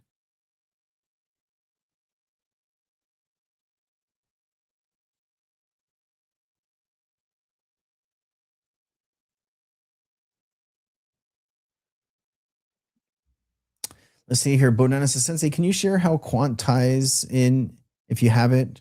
If not, do a video. Yeah, let me do a video, Bonanza. You know who makes good quant content? Let me just show you. Like, you know, I hate to leave you waiting. There's somebody that makes really good quant content, and it's this person here. Apex Crypto Insights. Like, here's a quant video right here. I would go spend some time watching this. Oh, excuse me. I'm so sorry. I should have shared my screen. I apologize. Here you go. Here, I'll share his Twitter. And I'll share this video here. Now he gets really excited, and you know, some of the stuff he shares, you know, just take a look at his content. Are you getting returns on your XRP? I'm not feeling if it's safe to DeFi or stake yet. Am I wrong? I'm not using my XRP in any kind of ecosystems yet. I'm kind of waiting for all the bugs to kind of work their way through. I did like that you're going to be able to use your Flare on, like, let's say Zaman or Uphold, excuse me, your XRP on Zaman. And it sounds like you're going to be able to do some things on like Uphold and other exchanges soon too, where you're taking some of that risk out of the equation. And so I'm kind of waiting for more of that stuff to be figured out before I, you know, dive in. It just hasn't been a priority for me yet, right? Because, you know, even if you took 100,000 XRP and you're making 3 or 5%, you know, you're risking 100,000 XRP to make, you know, a few $1,000s. It's just, it's not worth it yet for me to do those things. But I know some people, you know, go all in and they, you know, don't mind the risk. I'm waiting for it to be more figured out.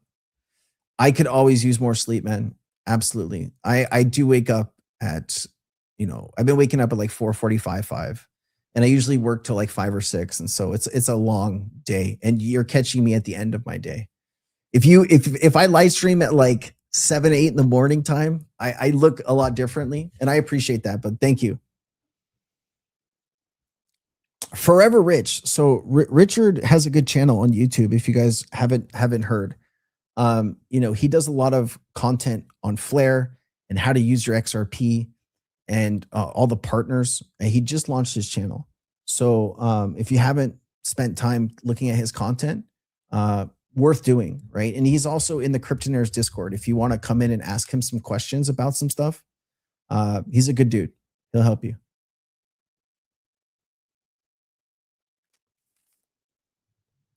XPT. I don't know XPT. XPT.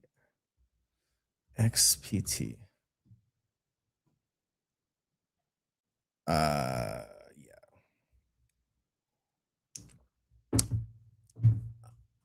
I don't know. I don't know what that is, and I don't have an opinion on it. Sorry.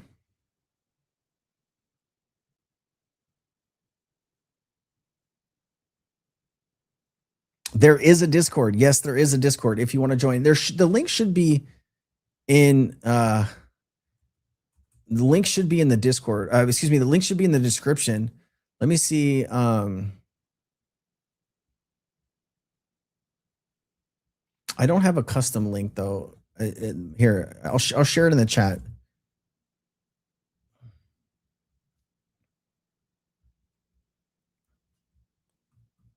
Oh, here we go. I got a new link now. Pin thread.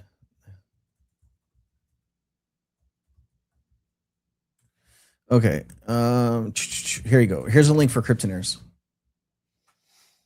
Yeah, you can come in there. We're having some good conversations about the market and just where things are. And we'd love to see you in there, Bojana. Curtis, hey Sensei, will you be able to earn returns on your XRP with Jake when Ripple Prime Party with DWP? How's that going? I don't know. I haven't been keeping up with that. How are those returns looking? I really honestly don't know. I know when I looked at the returns up to like the end of the year, I mean, you know, things weren't great, but I haven't seen more information shared about that. But if you are involved in that, I hope things are going good for you. I really don't know, man. Look at that. Getting rich, some subscribers. Love that, guys. Thank you for supporting Richard. That's really sweet of you guys. Man, if XRP hits $10,000, I will do some weird dance for you, like something that you've never seen before. I don't even know what would happen. I'd probably, I might get kicked off YouTube for the dance. Whose predictions? Jake's predictions? I think we've played enough. We played enough. We get it.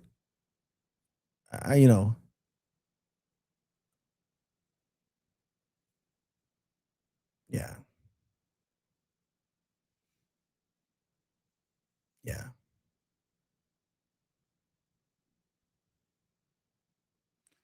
Let's see here. Curtis says, I've not put my crypto with Jake all on cold storage. Cold storage is probably the best solution, Scott was just sitting in the sidelines quiet. He's been quiet. We've been streaming for an hour and 40 minutes. And the first time someone brings up Jake, Scott's there. It is, I don't know what it is. It's like something goes off on a buzzer on his phone and he just knows when to show up, man. That is crazy. That is crazy. Man, I know a lot of people do. And I'm really excited for us to get to a point where we can see if it works out, man.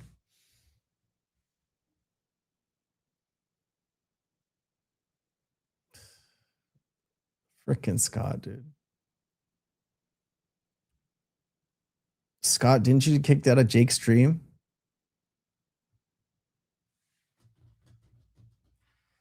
The world is filled with interesting people. I've met Scott in real life. We went to lunch. He was here for he had a surgery here, and I took him to lunch before surgery, and we got to sit down and talk about crypto and things like that. Scott's a nice guy, but he does seem more interested in Jake than me. So I don't know. Fair enough though. He's This is not the channel you're looking for. These are not the droids you are looking for. Peter, what's good, Peter? Good to see you, dude.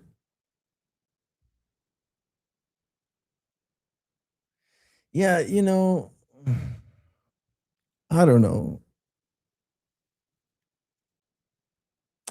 think everybody is really hoping he's right, but at the same time, I grow ever more concerned that maybe it was all a show, maybe it was all an act. I don't know. We'll see. Right? Like the oil crisis is like the first domino to kick off the rest of the stuff, right? So like we are going to see in real time if it plays out. I'm really hoping it does, man. Because I'd love to see it play out, man. Like it would be good for him, it'd be good for the community. People would be filthy rich. I don't know how I could be upset about that, you know? So I'm gonna keep rooting for him. I really am. Scott says it wasn't me, dude. It was a different Scott. Thank you, Bill. I appreciate you, man. We try to keep it on a, I'm always not going to say something that you're going to agree with, but I care deeply about you being successful in the crypto market. Like we all have different backgrounds. We all believe in different things, but we all want to see a prosperous XRP community, and we all want to see our bags grow to something that's important, right? That changes our lives. And like, that's what we're here for, man. And there's going to be a lot of people in between. There's going to be a lot of promises made. There's going to be a lot of dreams shattered, but that's the crypto market. It's going to be a lot of fun. Scott says he does watch every one of my videos. I appreciate you, Scott. Thank you, bud. And don't stop sending the pictures from your garden. I do enjoy seeing what you're growing there. Hi, everyone. I hope everyone is having a great night. Milcent Spence. Great to see you, Milcent. If I said your name wrong, I'm truly sorry. Jake's eyes coming to fruition. Man, I sure hope so. I keep hearing about it. I am really hoping so. Mad City, if you go back to some content I made last year, I think we're all predictions out. I think we're all predictions out. Like we've heard it. We spent a lot of time talking about it. And we're all keeping our fingers crossed. It's not much, it's not worth talking about. It's like the same thing over and over again. Like, if you say the same thing over and over again, you are trying to will it into existence, and maybe it'll happen, but maybe it won't. Right. And I think people are too kind of pushed to one side right now, thinking that, oil spiking, this is going to happen. Like it's a must. Right. I just, do not get to a place where you think things are guaranteed in life, because they are not. They will turn around faster than you can realize. Just be cool. Be cool. Zach Humphreys is trying to get a Claver interview. Doesn't mean anything to me, man. Who is Zach Humphreys? Zach Humphreys. Why does that name sound familiar? Zach Humphreys. 200,000 subscribers. Yeah, but see, like, look at this.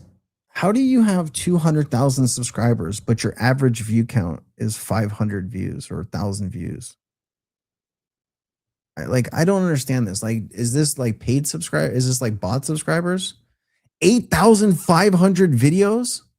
Oh, he must have been popular in another cycle or something, Like, I mean, I understand that. But hey, man, that'd be cool for him. Oh, sorry, I was looking at this behind the scenes. He's got 200,000 subscribers, 8,000 videos, but like the view count is not great. YouTube's a hard place, man. YouTube's not easy to grow. It takes time to build an audience. And it takes a lot, man.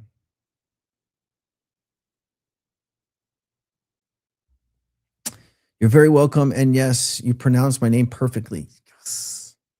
I'm just overwhelmed with the uncertainty and unsureable of what's to come. I think you hit it on the head there. I think we're all in that place where data is becoming more scary. The chances of a recession are now ticking up. I mean, if you just take a look at the underlying health of the US economy at this point, right? It's not great. Right? Housing market is in just terrible shape. We haven't had a net new job created since April of 2025, right? You throw $100 barrel oil on top of everything, and inflation's going to come up, which means your heating bills, your electricity bills, you're buying gas at the store, anything that has gas in its transport, or sometimes chemicals are made from different fuel products, everything will be more expensive. And so that'll have a negative impact on the economy and people around it. Even if you stopped and you fixed everything today, like even if all sides came to the table and said, we will stop firing a bullet, we will stop blowing stuff up, we are going to have a peace treaty, and ships started to flow again, it's still, you're going to have months of higher prices. And if you keep blowing up infrastructure, it's going to take years to rebuild. And the global economy doesn't have years. You are talking about a disruption bigger than what we saw during the pandemic. Okay. And if you thought prices were high during the pandemic, get ready for higher prices. You might see the highest gas prices in history. And that is not something to be proud about, but that's where we are heading.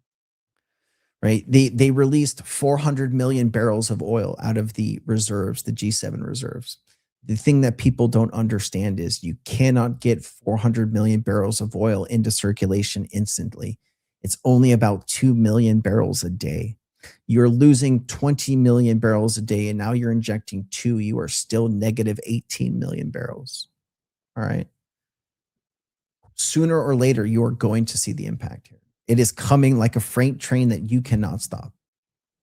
Right. And no matter what somebody says or tries to spin it differently, it is coming. Be prepared for it.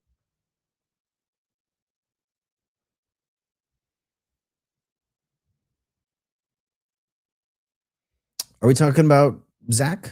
I don't know who we're talking about.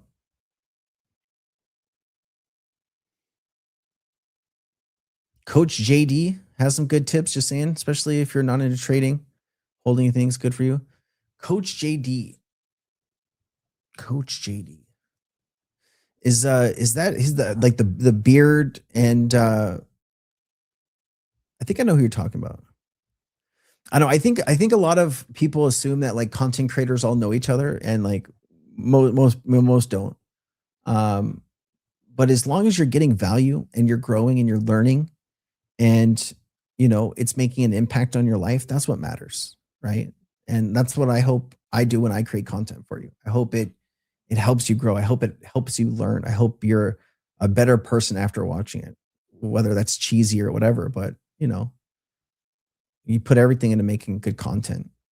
Oh, that's Coach JV. Is it JD? JV. Okay, wrong person.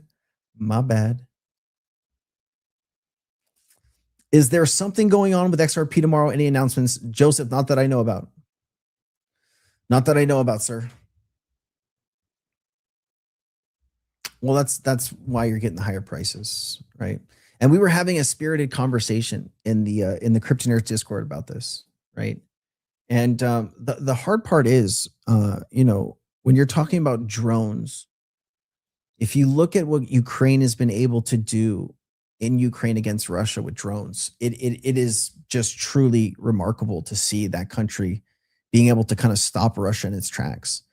And the opposite is now happening with Iran and drones, right? They can create these very cheaply, and you only have so many missile interceptors. I mean, you're actually moving missile interceptor batteries from South Korea into the Middle East because you cannot protect all the soft targets. And you don't have enough missiles, and you're not massively producing those missiles at scale right now. And you can create a $30,000 or $40,000 drone more quickly than you can create a $1 million missile or an interceptor. And so the only country that can actually produce interceptors, like cheap interceptor, drone interceptors, are Ukraine, which is crazy, right?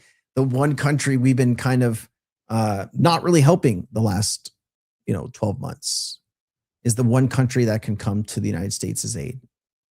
Go figure how that works, but that's where it is.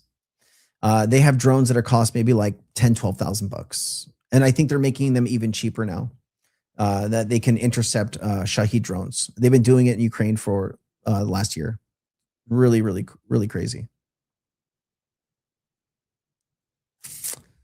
Does today's decision about XRP increase the price? Well, it's crazy to think the price is going to go down, but hey, it's the crypto market. Of course, the price is going to go down, right? I have seen more and more people talking about a bull trap where the prices will go up here over the next month or two, and then in the summer they will fall again. So, whereas it's exciting news, and it should move the market. Your guess is as good as mine, man. Your guess is as good as mine. You would think something like this is big enough to keep the market steady going up, but it is unsure. It is very unsure.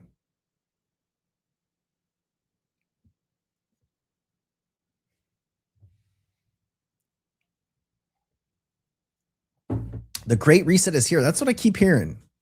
Oh,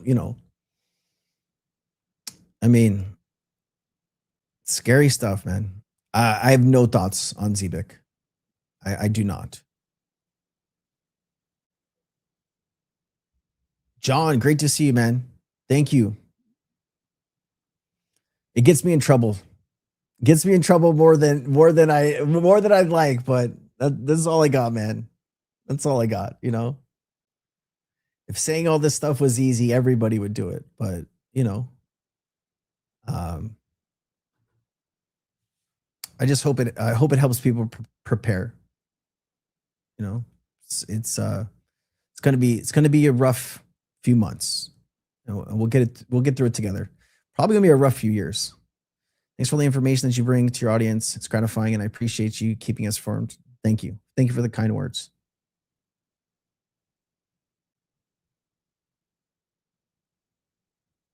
Small one-page document quietly put out on Celebration Day. It's actually huge news. It's actually not a one-page document. It's a 68-page document. Here. It's actually a 68-page document. So it's not one page. But like the article that you're referring to is one page. Like this is one page. But it's referring from this document that is 68 pages. And the section that people are most bullish on is page 14. You go to page 14, that's where it shows you the goods, right? This is the goods, digital commodities. And then there's XRP right here.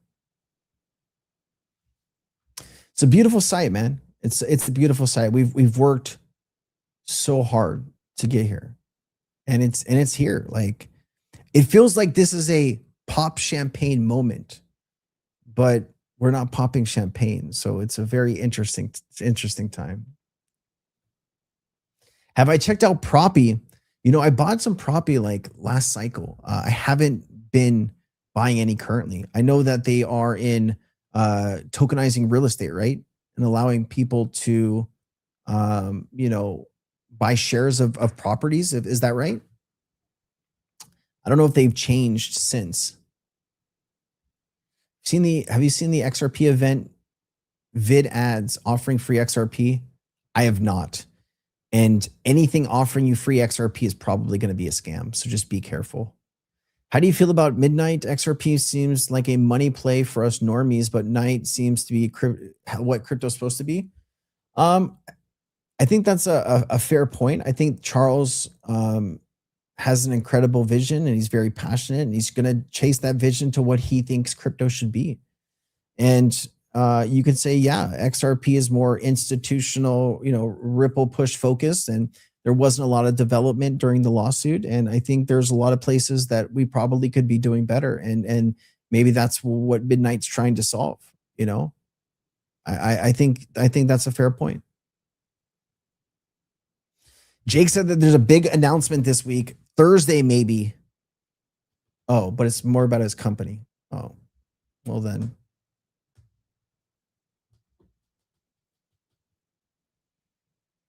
Let's see here. All-time credit card debt, all-time credit card delinquencies, all-time auto loan delinquencies, all-time home affordability, fewest amount of pending home sales on record, plus increasing the oil and no new jobs.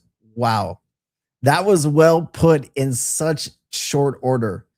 I've been trying to go over this information with you guys for quite some time, and it's nice to see somebody being able to put it all together in just such quick succession. And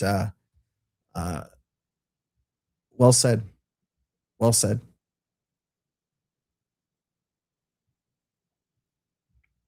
Hey, Sensei, have you tried Doppler or Flare through Zaman? I've not tried it. I keep hearing about it. I've not dipped my toes into the water though. But I keep seeing people like talking about it on X. Hey, Matthew, I don't know, man. I really don't. You didn't have to spend the $2. I appreciate the donation, but I don't do price predictions. I don't know, man. I wish I could tell you, but I really appreciate you. Sensei, please revisit the white collar truckers question. I think you misread that. It's a good question.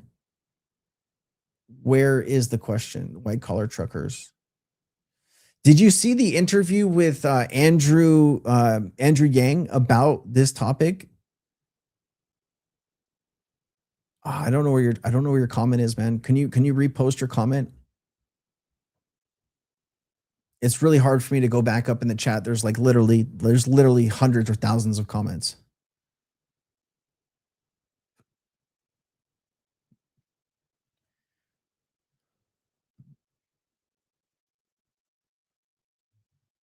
No one I talked to is about crypto interested. Yeah, I mean, and that's a little bit of the hard part with crypto right now.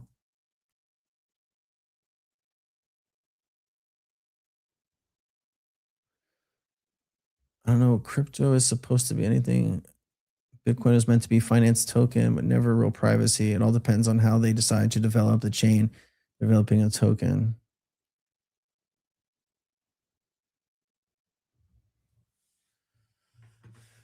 Oh,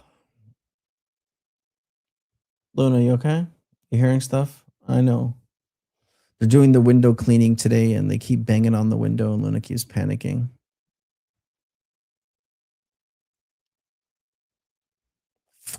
Hold on. Where is the clip with Andrew Yang? I'm trying to remember. Oh, was it a YouTube video? Hold on. Oh, yes. Oh, wait. Is the full thing? I need the full thing. Hold on. Check it out. You tend to tax things that you want to discourage and you want less of. That's not what I want. We're going to be in a position where we want to shore up labor in every quarter, in every organization and environment. We should actually try to stop taxing labor, because tax AI. Hold on. You tend to tax things. No, there's the full clip. The full clip, he gets into AI and trucking, and yeah, here this is. Hold on.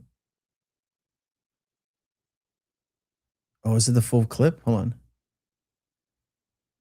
Amazon CEO Andy Jassy says artificial intelligence will lead to a reduction of its corporate workforce eventually.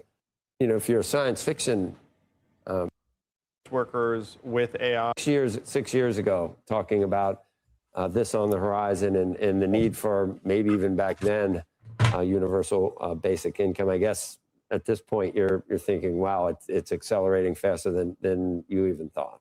Yeah, it's here even faster than I'd imagined back in 2019 and 2020. And I talked to CEOs who are replacing thousands of customer service workers with AI, entire design departments, even coders are being supplanted. And Becky and I were just talking about how we used to tell our kids, hey, if you major in computer science, you'll be good to go. And now those graduates are having a hard time finding jobs. It's starting to appear in the numbers for recent college graduates and entry-level white-collar work. If you're a science fiction believer, I was going to ask you whether the whole Luddite chorus that we've heard for 150 years that it's never actually it's always been better technology long term. Maybe not always, but many times even more jobs are created from the technologies that being displaced, whether it's internal combustion engines or whatever you want to look at. You would argue this time is different from work, but maybe just displacing us is still being a truck driver. Oh, here you go. Here you go. Robot trucks just now hitting the highway years from now. All right. So somebody was asking about, I was talking about AI and robotic trucks replacing truck drivers. And this is what I wanted to show you. Yeah, well, we have to take a lot of those science fiction style scenarios very seriously, Joe, in my opinion. And the most common job in 29 states is still being a truck driver. You have robot trucks just now hitting the highways. So they'll be gone. Dario Amodei, the CEO of Anthropic, said, look, we're going to automate away a lot of the entry-level white-collar jobs. And he's right, because I talked to executives at these companies who are doing exactly what Andy Jassy is talking about at Amazon, looking around saying, hey, guys, instead of hiring a bunch of 22-year-olds, maybe we should have AI do that work. So I fear for the next generation, because all of the experience that maybe we got in our 20s and 30s, there might not be that kind of ladder available to them. Look, Andy Jassy said that he wants employees to kind of take advantage and learn how to use AI, learn how to do their jobs better, maybe make things easier. Maybe it takes care of some of the grunt level work you don't like doing, but it allows you to have more space and room to do things creatively. Should we be afraid of that? Well, what this means in real life, Becky, is you have a department of 6 people, let's say coders or designers, and then you end up eliminating 4 or 5 of them, and then there's one designer coder empowered by AI. So there's going to be a beneficiary in the organization, but you're just not going to need as many people in that department, and that's going to play out over and over again. Pope had some interesting things, and he's getting involved. Last Pope was big on climate change. This might be important. And he says the worlds of science and politics need to immediately tackle this problem without allowing scientific progress to advance with arrogance, harming those who have to submit to power. And he's going to host a lot of people. But right now it's just breakneck. There's no governors on what's happening whatsoever. I mean, if you think about the incentives of the individual firm, it's just to go as fast as possible, because there's like a bit of an arms race in terms of compute. Literally. And the data and the model, literally. And then they'll look up and say, our competitor is China, so I got to go. The question is, what happens to people? And I'm someone who, look, I'm not anti-progress, anti-innovation. I think all of that stuff is very positive, but you have to be clear-eyed about the impact on people, on organizations, on workers. And in my estimation, this 4th industrial revolution is the most dramatic thing that's happened to our society in history. AI might be the most radical breakthrough in human history. And so we have to think much, much bigger. That allows more spare time, that allows people to,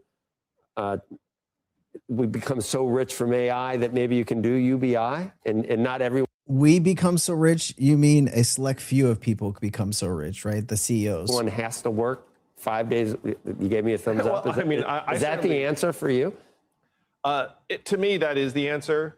The question is, how do we get from point A to point B? The answer is universal basic income. Because right now, that's what he's saying. Beneficiaries of AI are going to be a small handful of firms, and then the average 22-year-old or truck driver or whatnot is going to be just looking around saying, where did my job go?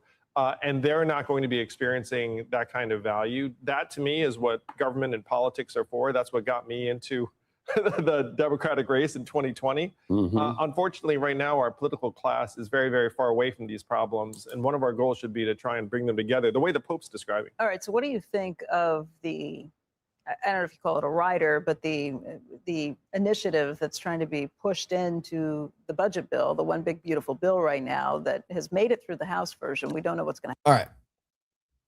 There's a newer clip that just came out that wasn't that exact clip, but it talks about, there are 2 million call service workers in the U.S. replaced. There are millions of Uber drivers and truck drivers. Those will be replaced. I mean, the conversation was really jarring. I think I shared that in Cryptonaires maybe a day or two ago. When I'm online and I'm watching content and I'm consuming, and I don't just consume crypto content. I'm very interested in what's going on with AI. interested in politics and all this other stuff. So, you know, I share a lot of those things that I find, you know, that people should be paying attention to.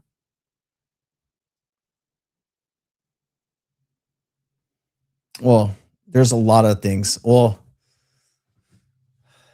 yeah.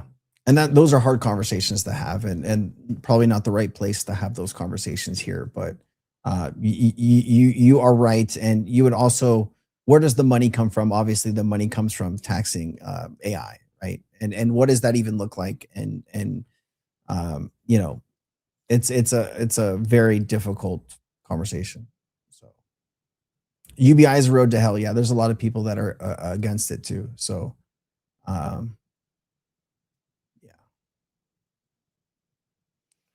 Listen, I can see you're all very passionate about some of these topics, and I get it, man. I totally understand. Like, if you really want to start talking more about these things, you should join Cryptonaires, because like we're talking about all of this stuff. UBI is socialism, but I mean, one would argue, take a look around. Whatever we've been trying, is it working? You know? So I get your point, but I also see it from the other side too. Whatever we're doing right now isn't working for a large part of the population, right? And so you can say this is bad, this is bad, this is going to destroy us, but what are you going to do when 30 million people are unemployed and they don't have a job? How are you going, like, what are those people going to do to pay their bills, right? Because regardless of the person's working or not, they still need somewhere to live. They still need, you know, a phone or something like that. They still need to be able to get to and from work. I mean, the hard part, well, if they get an additional job, the hard part is you have to start retraining a large part of the population right now, and we are not doing any of that. And so the larger problem grows as more people become unemployed and they cannot find jobs. That leads to uncertainty in the streets. And I'd probably argue the stuff that you're seeing in some of the states around the US, maybe that's a precursor or a test for what's to come. I don't know. But I have thought to myself, is this, you know, what are the reasons that people are saying that this is happening, and what other reasons could there be for it? And I'm sure it's a little bit of all of it. People need to have a purpose. You're absolutely right. But the hard part is nobody wants to stop AI. Nobody's going to stop it. Countries are already stepping on each other. Companies are already stepping on each other, right? And so what do people do? Where does it leave the office worker that is no longer needed? What Meta and JP Morgan just laid off a large part of their workforce, and they're making even more money than they made previous years. What does that tell you? It tells you less people are needed to do more work. You're going to see much more layoffs coming. And these are all pretty good paying jobs, right? These are people that spent years in school. These are people that probably have debt, right? College debt. People that, you know, are not going to be able to find easily replaceable jobs. They're going to have to do something else. And, you know, being an engineer of some kind, you know, a coder, doesn't pay the same as being maybe somebody that puts up walls, or somebody that lays pavement, or somebody that does, what's it called? So, you know, there is going to be a very big shock that people are not yet planning for. And it is coming. It is coming. I know we're not talking about crypto. We're talking about AI. So just, you know, bear with us. Yeah, I think that's what he was saying here, Rusty. That's not the clip that I wanted to show, actually. That is another clip. Hold on. Did I share this in the Cryptonaires Discord? I thought I did. Yeah, I did. Oh, see, it's on YouTube, though. Hold on. It's on YouTube. Here. I'm probably going to get in trouble for playing this.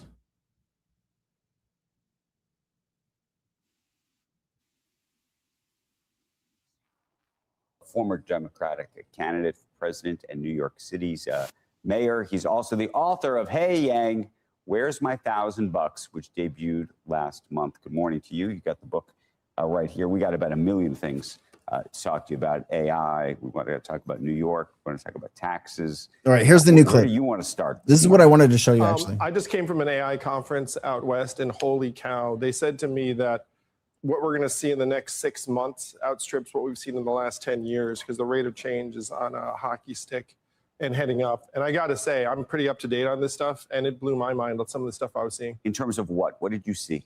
Well, there was one company that is selling autonomous coding for enterprises to big businesses, and their revenue is up 100-fold in the last 12 months. So if that continues, it's going to eat a lot of the tech budgets from major corporates that used to go to humans. And so you're seeing the employment of recent computer science graduates fall off a cliff from a lot of programs. If you rewind, 4 years ago, what would we tell young people for a secure career, learn to code? And now the opposite of that is true. So where are you on jobs long term? Here you go. Look, Dario Amodei, the CEO of Anthropic, laid it out very clearly, and he's been doing so repeatedly, saying we're going to automate away up to 50% of entry-level white-collar jobs in the next several years, and I believe him. The easiest people to fire are the people you haven't hired yet, which again is why you see the hiring of recent college graduates heading down, and the underemployment rate over 50%. The unemployment rate among college graduates is now the same or higher than non-college graduates for the first time in history. How do we fix that? I mean, you're a guy with big ideas. Universal basic income was one of yours. How do we fix this entire issue? Check it out. You tend to tax things that you want to discourage and you want less of. Agents instead. The company raises his hand and say, hey, tax me and mine, because It's talking about taxing AI agents. he sees the writing on the wall and he knows that there's this massive backlash coming their way. And Interesting idea. how would you do it? And there's going to be an argument. Dario may be on one side, but I imagine some of the other big tech companies are going to say, please don't tax us. We need this to sort of reach some kind of escape velocity first. We don't want to, we're in this fight with China. We need to get ahead of everybody. This is a little bit of the argument made around, frankly, retail sales in the internet age, if you recall. The argument I would make, Andrew, is that escape velocity has been achieved. I mean, these models are now going to be able to improve on their own. Like we did it, we made it. And the competition with China is not going to be won or lost based on the last $10 spent, if you know what I mean. I mean, at this point, we're going to win or lose based upon the ability of these companies to improve on their models, which right now is not tied to, in my view, the biggest danger is this backlash that Dario is concerned about. And the backlash is going to get more and more pronounced as people wake up and have their kids coming back from college and living in the basement, and the implicit social contract of like the American way is being fractured. When you hear someone say, oh, every other disruption, it's always better. There's more jobs after technological innovation. And I keep hearing that, and it just seems to be getting more and more difficult to believe that this time it's going to be like that. Are there so many jobs going to be created from AI that we're going to replace 50% of white collar jobs? White collar. There's somebody. Is there any way that this is not a net negative for employment? There is zero chance that this transition is not going to be rough for millions of people. They're always rough, but then we get through it and, buggy whips, and then you're making carburetors. But this time I just don't see it. Like rough with a capital R and an exclamation point and a giant underline. I mean, some numbers, but people know some of this. There's still over 2 million Americans who work at call centers right now, and we know AI is going to decimate that job. The big one, and Jamie Dimon referenced this just the other day, if you get to truck driving, then all bets are off, because this is the #1 job in 28 states. You're talking about millions of middle-aged men, for the most part, 10 to 15% of whom are military veterans. A lot of them are gun owners. So if you get to that occupation, then you're going to see, in my opinion, riots in the streets. Forget about Uber drivers, people who are picking that up. Uber drivers too, Becky. And by the way, that's a supplemental income for a lot of people, millions of Americans. How far do you think this is out before it hits? Well, so I might have said a certain time frame, Andrew. After this AI conference, it's in the next 12 months. The whole industry right now is bracing for impact, and they see it more clearly. I mean, one of the things my friends in Silicon Valley say is like, this K-shaped economy that you all talk about, like there's a kind of K-shaped reaction to the AI curve where some of them are not sleeping and just sitting there and becoming super powered on these tools and and seeing what they can do. And then the other people are moving to the woods. I mean, literally, that's the reaction. All right. I mean, this is why I try to talk to you guys about this as much as I can. It's a very trying time that's in front of us. And,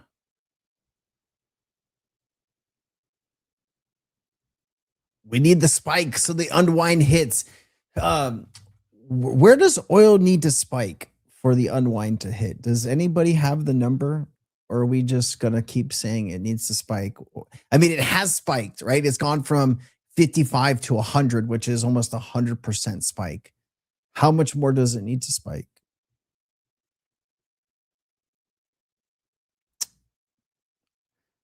I thought I saw a putty cat. I did. Is that what you're saying? Yeah, dude, I saw that too. The legend says SHIB looks like it's going to doing related things related to XRP. It's kind of crazy. Yeah, we talked about that earlier. The Brazilian connection, the Brazilian banks. Hey, did anyone hear that BlackRock donated $100 million to help train some blue collar trades? If they did that, that's incredible. You need to see more of that. You need to see more of that, much more of that. The U.S. government should be doing it, right? There should be big new training centers that open up to train people that are going to have hard time finding work from AI. Like we should be planning how we're going to save our country, and we're planning how to destroy another country. Probably not the best time to make those decisions, but that's where we are.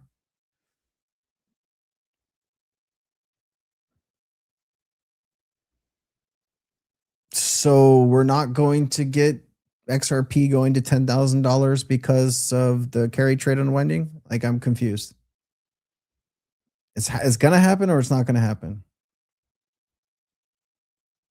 Learn to weld, plumbing, and electrician. Very, very good thoughts. Look at this. Marlon Wells coming in with this 3 months member. Appreciate you, Marlon. He says, eliminating jobs eliminates a large part of retail. Yeah.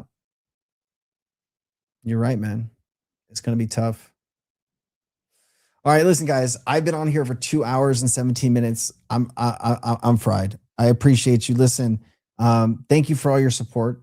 We're going to be doing an event inside of the Discord on Friday. We won't be here live. So the 871 of you that are watching, a lot of you on Twitter, some of you here on YouTube, go into Cryptonaires Discord.